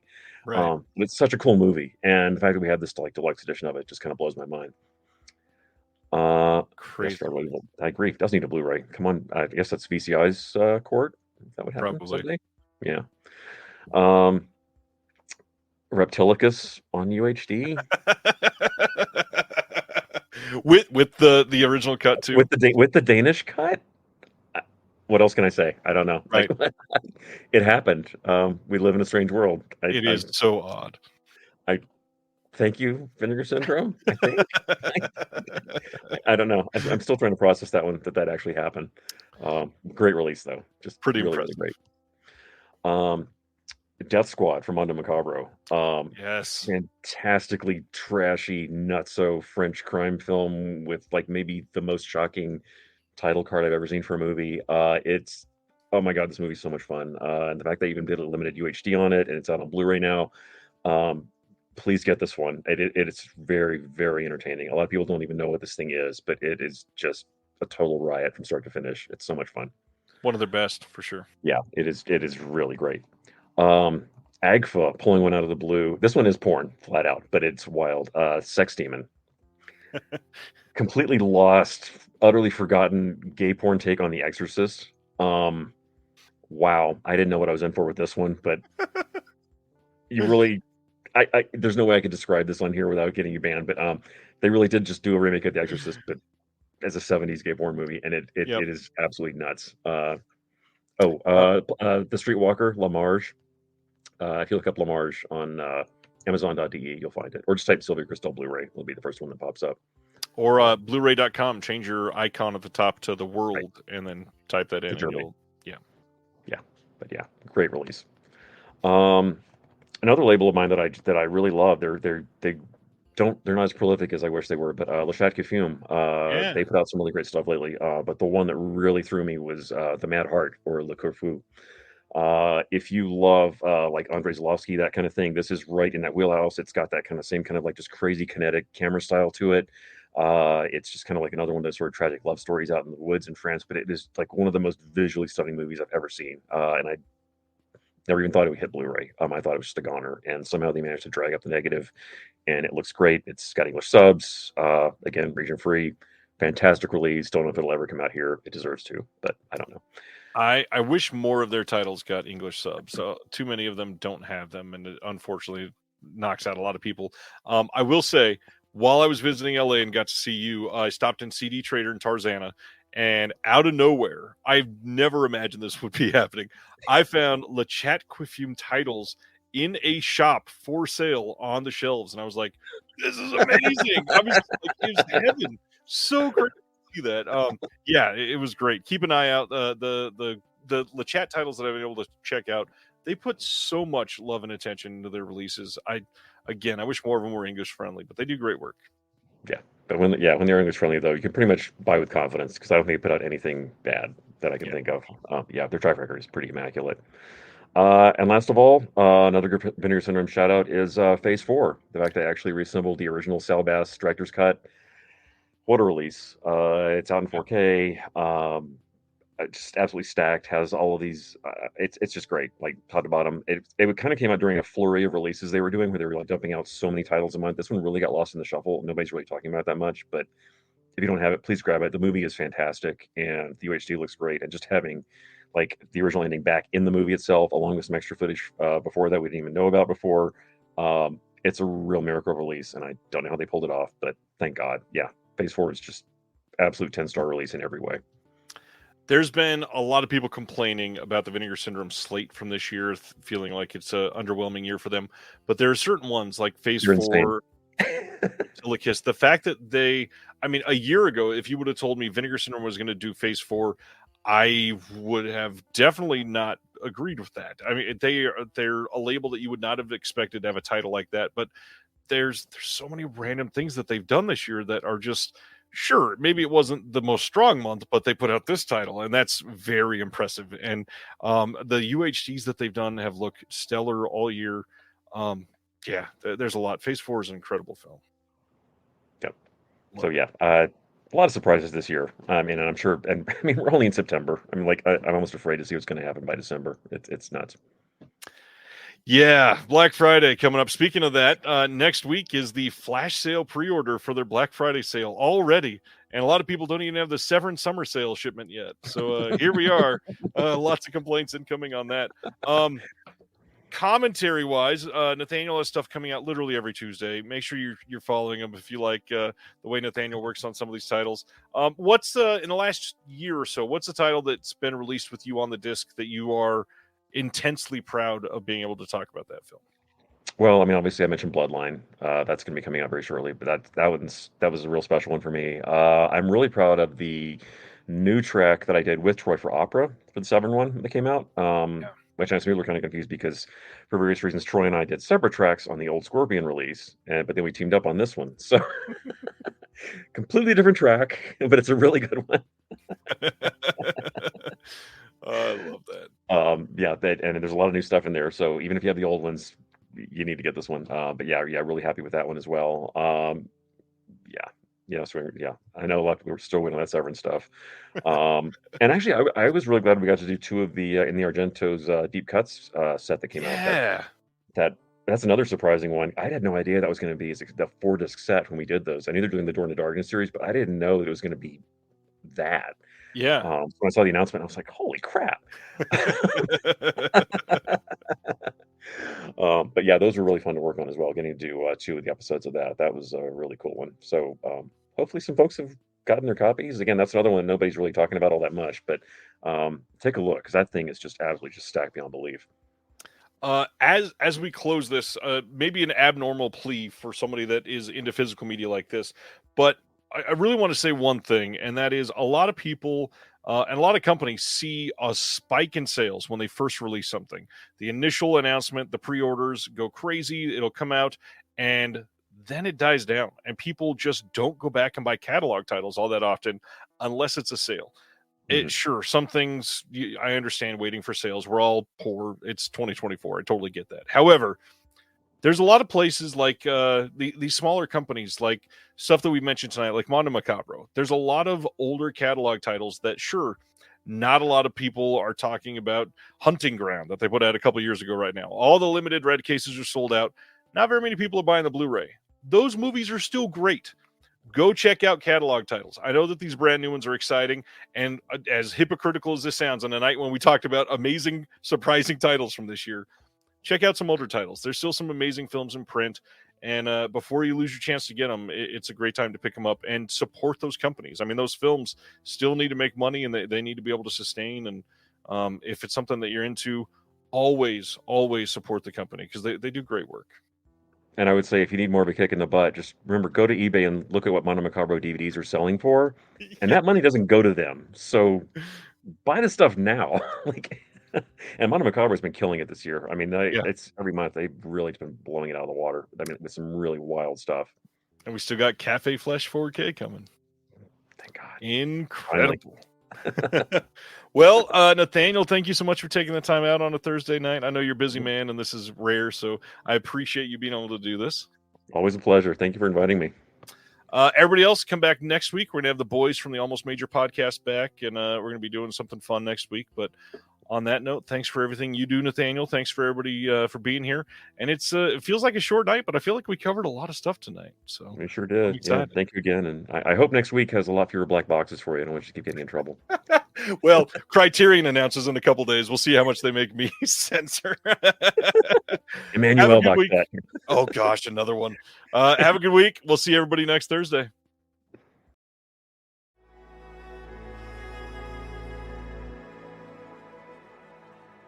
Thank you for listening. To hear more shows from the Someone's Favorite Productions podcast network, please select the link in the description